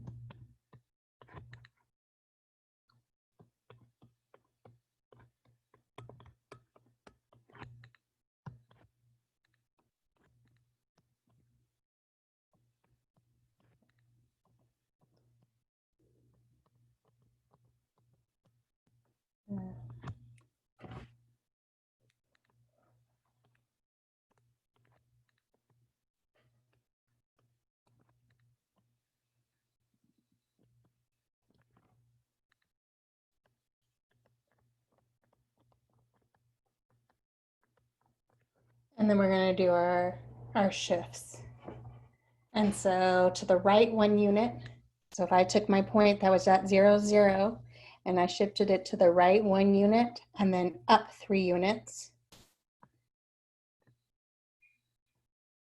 this would give me my new point.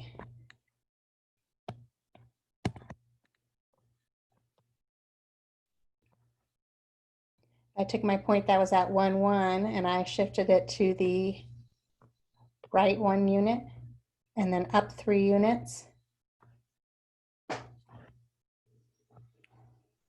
I now have, oops, a point here at 2, 4.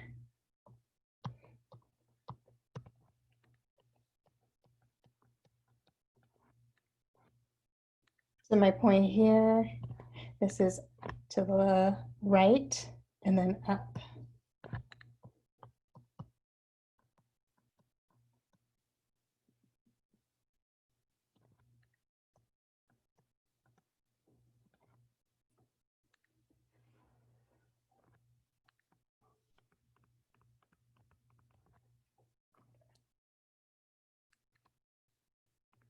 So if knowing the general form of one, we could get the other.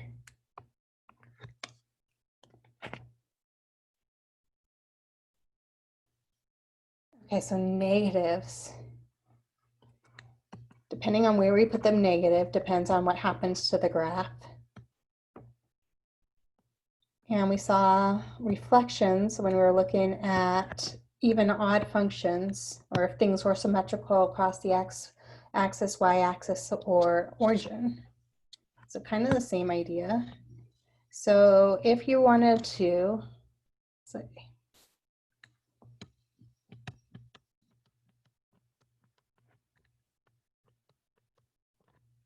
we multiplied this by a -1.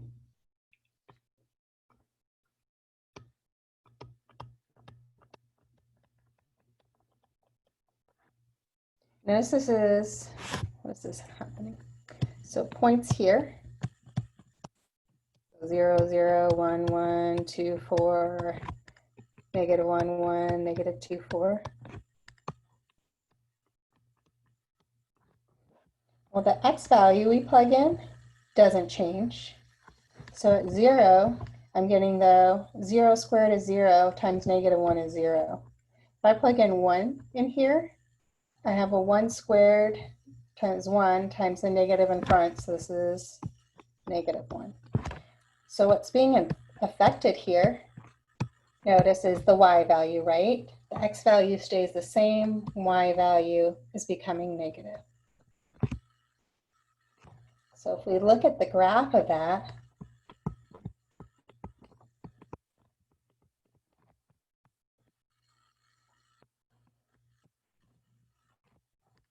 we change our y values, but keep the x values the same. It's actually a reflection across the x-axis.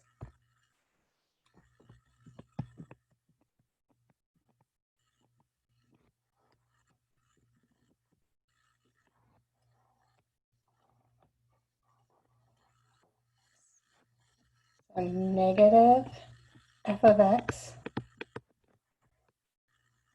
reflects your graph, or reflects the graph of f of x.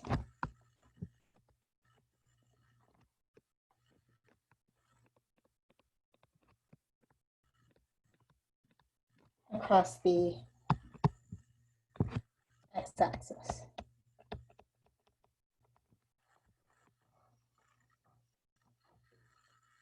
It'd be hard to kind of show you f of negative x because it's an even function, and basically it's a reflection across the y-axis, and if you reflect that parabola x squared across that y-axis, we get the same thing.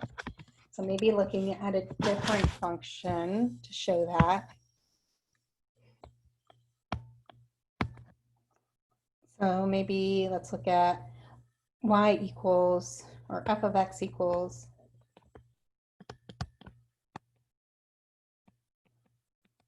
the square root of x.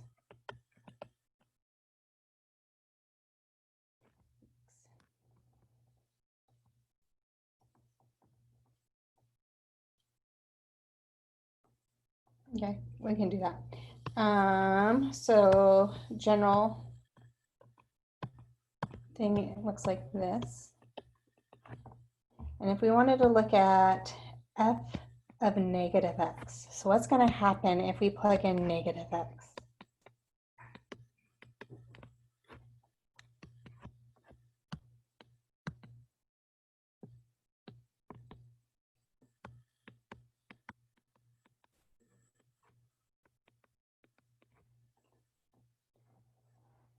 So we got a problem. If I plug in 0, okay, I'm okay with 0. I get the square root of negative 0 is 0. If I plug in 1, though, in for x, I get f of negative 1. F of negative 1 is not a real number. And so changing this in this case actually changed my domain.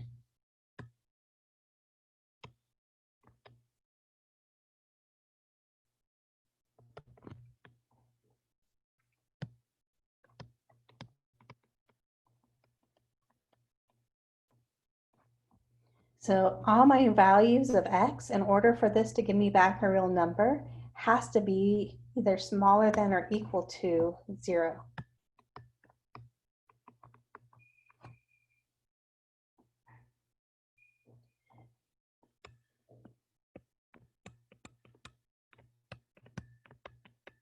Okay, so for our original, when it was square root of x, 0, 0, 1 was 1, 4, square root of 4 is 2, square root of 9 is 3.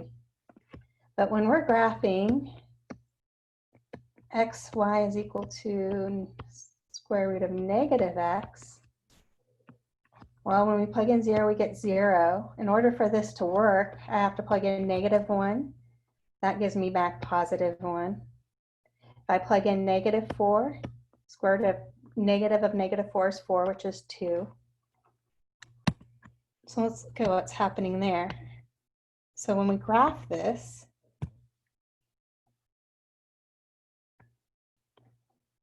at 0, we got 0. At negative 1, we got 1. At negative 4, we got 2.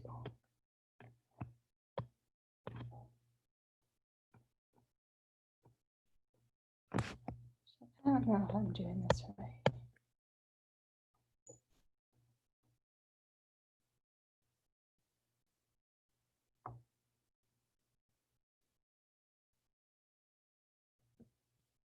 That's the wrong graph, right? No, that's right. Sorry, that's the wrong graph. That's why I'm not doing it right. Let me plot the points right. Come on, erase.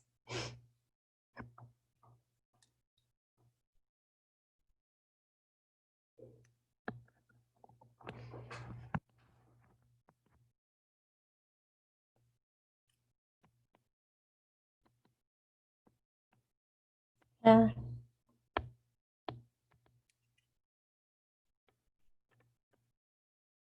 So at 0, we have 0. At negative 1, we have positive 1. I knew something was off. At negative 4, we have positive 2.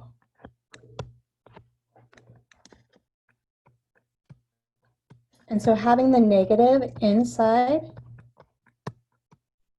changes the x value, y value stays the same. And so inside this minus is going to be a reflection across the y-axis.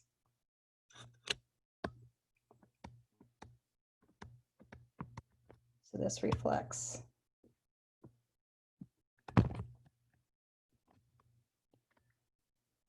the graph of f of x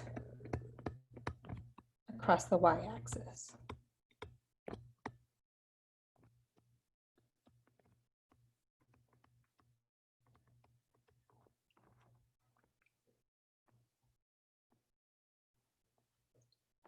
Okay, so depending on where the negative is, depends on if it's a reflection of the graph across the x or the y-axis.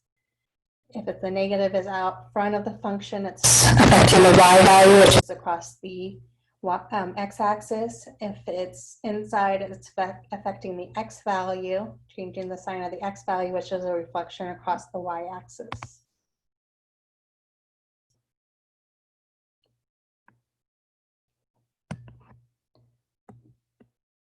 The other thing is shrinking and stretching, and that depends on where we're multiplying your function by some constant. Are we multiplying your function by a constant outside? So you're multiplying all those terms inside of your equation for y by some number, or are you plugging in some number in whenever you're replacing it for x? So a number times x. And that depends on what's going to happen to the graph. If it's outside,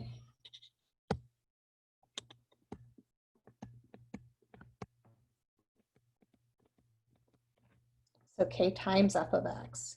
Well, if we have, let's say y is equal to x squared, and maybe we wanted to look at y is equal to, or f of x is equal to 2x squared.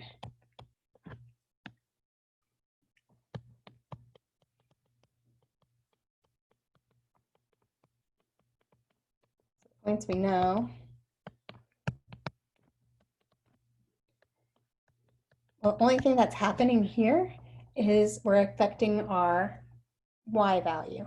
When we plug in our x value, we have 0 squared, it's 0. 0, then we take that y value of the original that we had times this constant out front, which is 2. Well, 0 times 0 is 0. If I plug in 1, I get my 1 squared, which is 1, which I had here, times that constant, which is 2. So it's basically if xy is a point on f of x, and if I wanted to map the point over here 2 times f of x, or maybe k times f of x,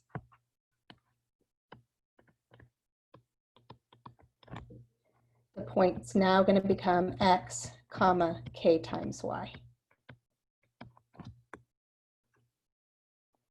So my point 2 times my y value is 4, 4 times 2 is 8. Negative 1, 2 times my y value is 2.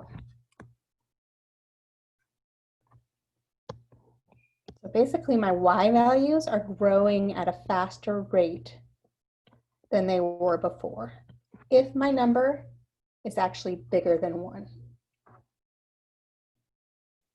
It's still going to affect the y values if it is between 0 and 1, but it's going to make it grow slower, so it's going to kind of be wider.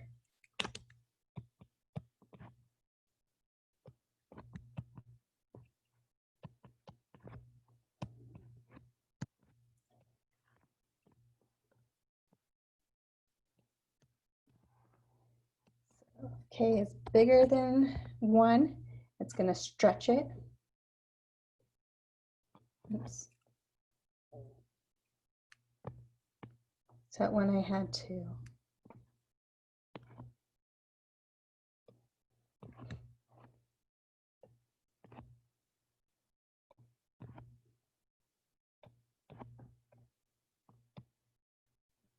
So it makes it kind of skinnier.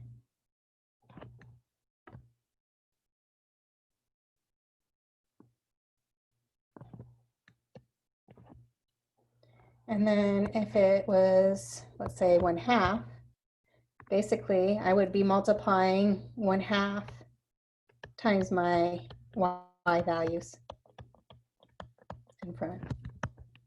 So 0 is 0, that's okay. 1 though, my x value or my y value is 1 times 1/2 is 1/2. So at 1 I have 1/2. At 2, well 2 I have 4 times 1/2 is 2.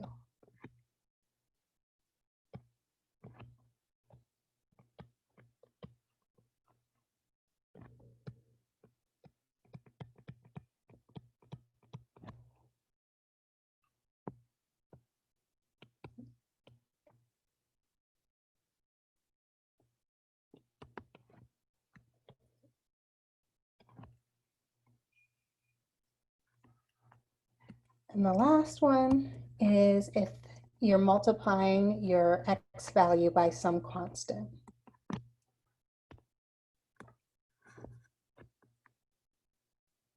And we're assuming that k is greater than 0.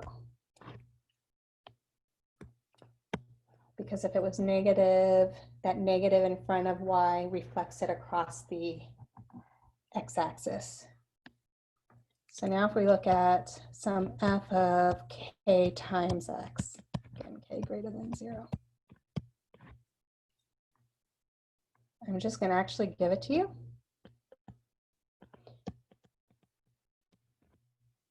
So if you have f of x and you wanted to graph f of k times x, if you had a point xy here, to get the point over here, basically you're doing the reciprocal. Whoops, not reciprocal. This is, yeah, you're going to multiply 1 over k times x here. And your y value is going to stay the same.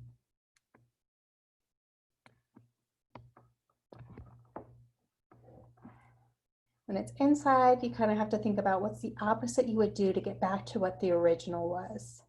And so if I plugged in x in here, that was 1 over kx times this k, that would get me back to my original. Same thing when we were thinking about addition.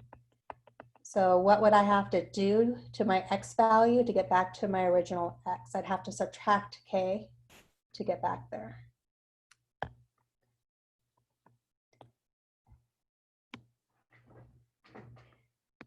This is called shrinking and stretching, the multiplication of the constant inside and outside.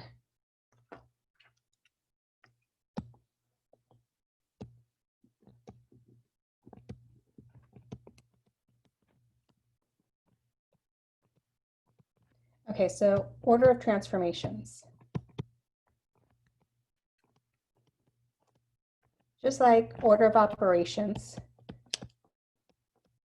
we have certain order of operations, but there was times that we could do certain things before others. But just to be safe, let's follow the order of operations because certain orders do affect what the graph could look like. And so we don't want to get it off. But the first thing that you want to do when you're doing order of transformations, you want to do your horizontal shifts first.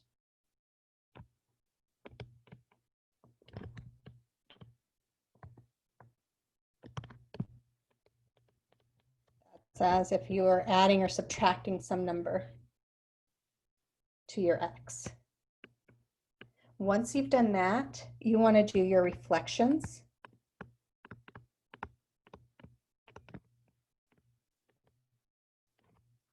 So do you have a negative f of x?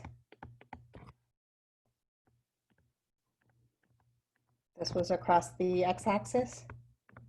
Or if you were looking at plugging in a negative x wherever you saw an x, that was across the y-axis.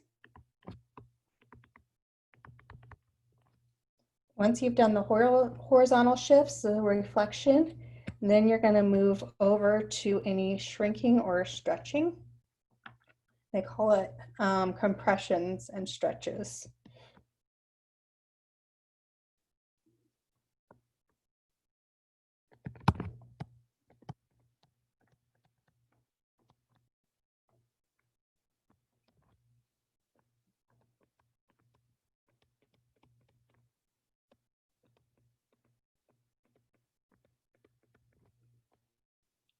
And then you're going to do, last but not least, your vertical shifts.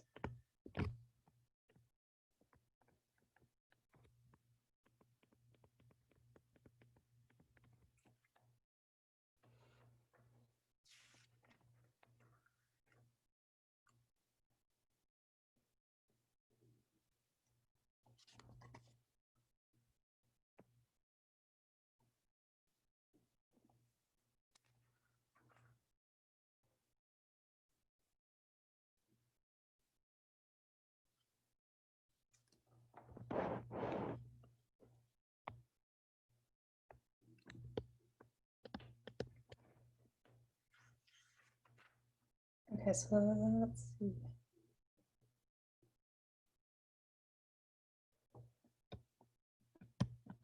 Let's say g of x is equal to -2 all times the square root of x minus 2, and then we have a +1. So in order to get some partial credit on this, if you were looking at this on an exam, list what types of, or what the numbers are doing. What types of transformations are you doing? So let's look at the parent function. If we're looking at the graph of y equals the square root of x. And so first thing it told us to do is that we wanted to do our horizontal shift. And so if I'm looking at my horizontal shift, I'm looking at what I'm adding or subtracting to that x value. So I needed to subtract, or needed to plug in x minus 2 wherever I saw an x here to give that back to me. And so doing that,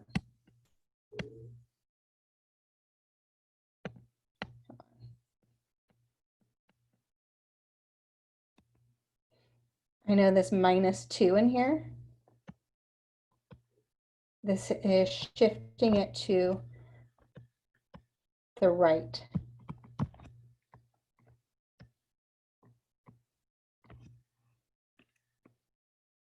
So sometimes breaking it down into pieces.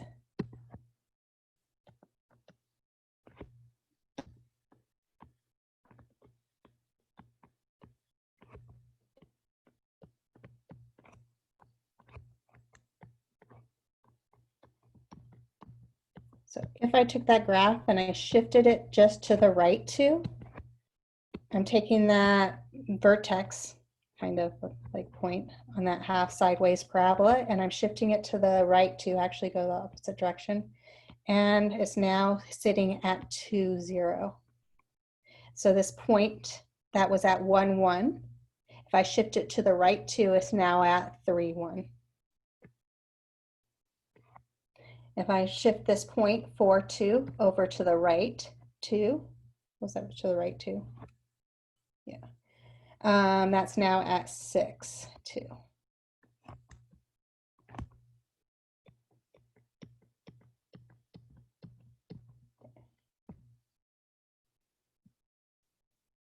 So this is just y equals the square root of x minus 2 underneath the radical. So the next step has to do with reflection. And so that has to do, is there any negative in there?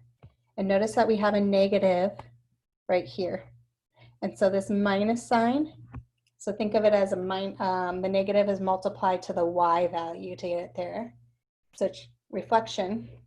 And if you're changing your y value, this reflects everything across the x-axis. So now if I take that picture that we just shifted to the right to, and we now reflect it across this x-axis, well, that doesn't do anything to this point that was at 2, 0, still on the x-axis. But this point that was now at 3, 1, that is now going to become 3, -1.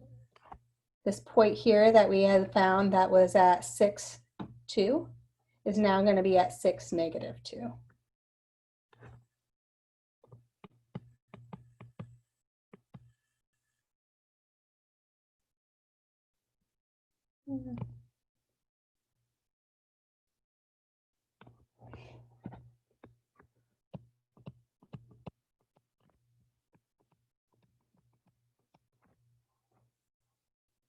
Next is stretching and shrinking. And so that has to do with a 2 outside of the radical. And that 2, that's affecting your y value.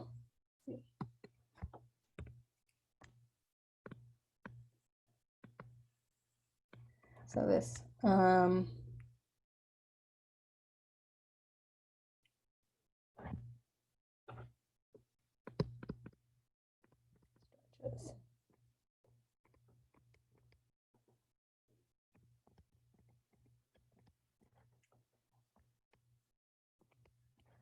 okay, so if we multiply our y value, our x value is going to stay the same, but our y value now is going to be multiplied by 2. So if I had my point here before that was at 2, 0, well, multiplying my y value by 2 is going to still stay here.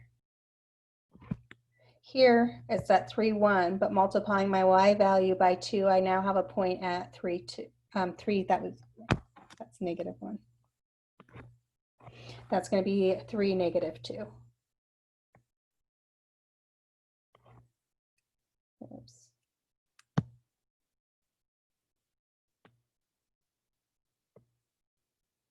And then my 0.6, negative 2, if I multiply my y value by positive 2, that gets me 6, negative 4.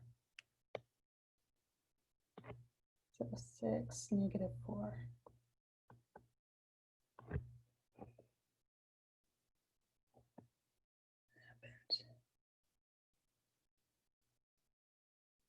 That was right before.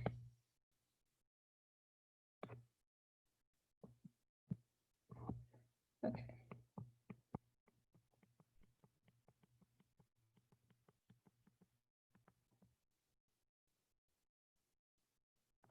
And I'm almost done. That +1 outside of the radical, that is our horizontal, I'm sorry, that is our vertical shift. Which color have I not used? Green. So this +1 is a vertical shift.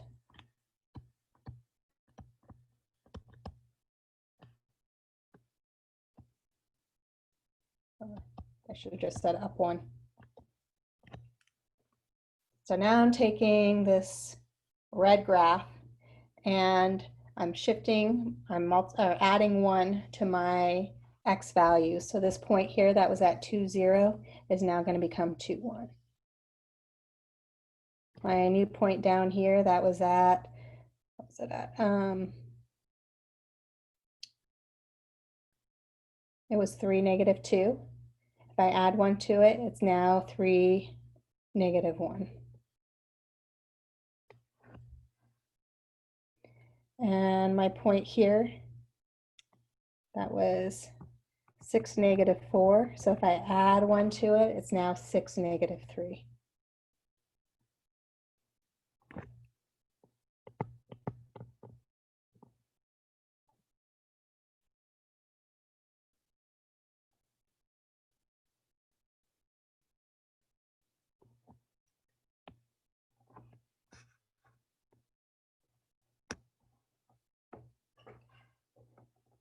So you should be able to go backwards. Given maybe a graph, an equation, and then maybe another picture of a graph with some transformations, you should be able to give me the new equation.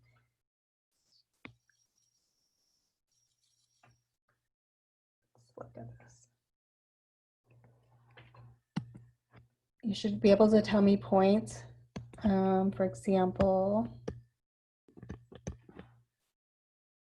suppose negative 3, 5 is a point on the graph y equals g of x. Okay, so we're given negative 3, 5 is a point on g of x.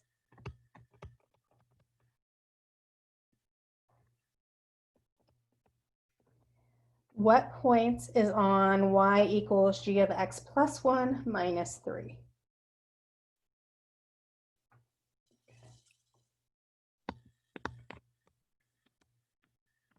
So what is the point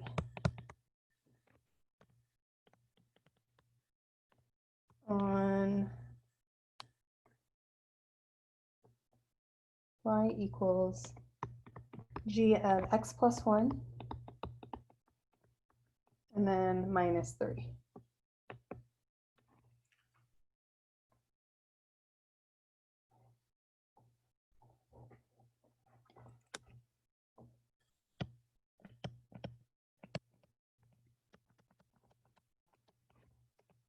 Figure out what you're doing. So this plus 1 inside here, that's to the left or right. And so we're going to have to subtract 1.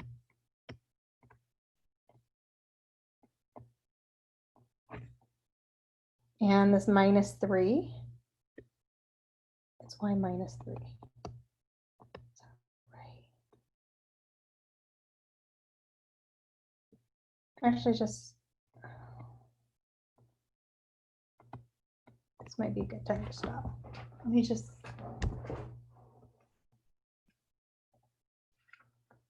where did I just grab that problem?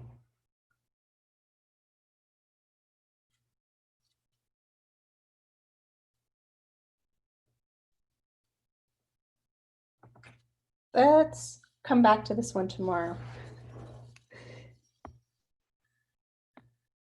Let's just stop. Maybe this is a good spot to stop. So we're almost done with this section. I just wanted to do a couple more different types. Something like this. Let me go pull, there's another one that I'm thinking of that I don't see in this book, but tend to like for this course. So let me see if I can find one of those and bring that in tomorrow too. But 3.5 is the last section that I'm going to cover in this chapter. There is 3.6, but that is extra material we can cover if we have time, and we don't have time, or I don't believe we do.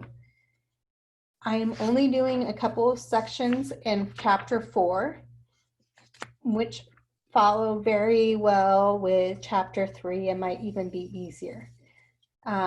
Basically going back and graphing equations of lines, graphing parabolas, and we can think of it as using transformations like we were just talking about, and then talking about nonlinear inequalities. So we were talking about last week solving linear inequalities or compound inequalities, but now we're going to look at what happens when they're not linear. So I believe that is what we're going to cover on this test on Monday, is everything that we are going to go through until tomorrow. Does that sound okay? I could push that chapter 4 stuff into the next test, but that, like I said, I think it might be easier stuff than what we've been doing. And you guys can give me your feedback tomorrow. How's that?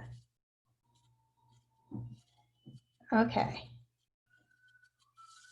So I'm going to pause.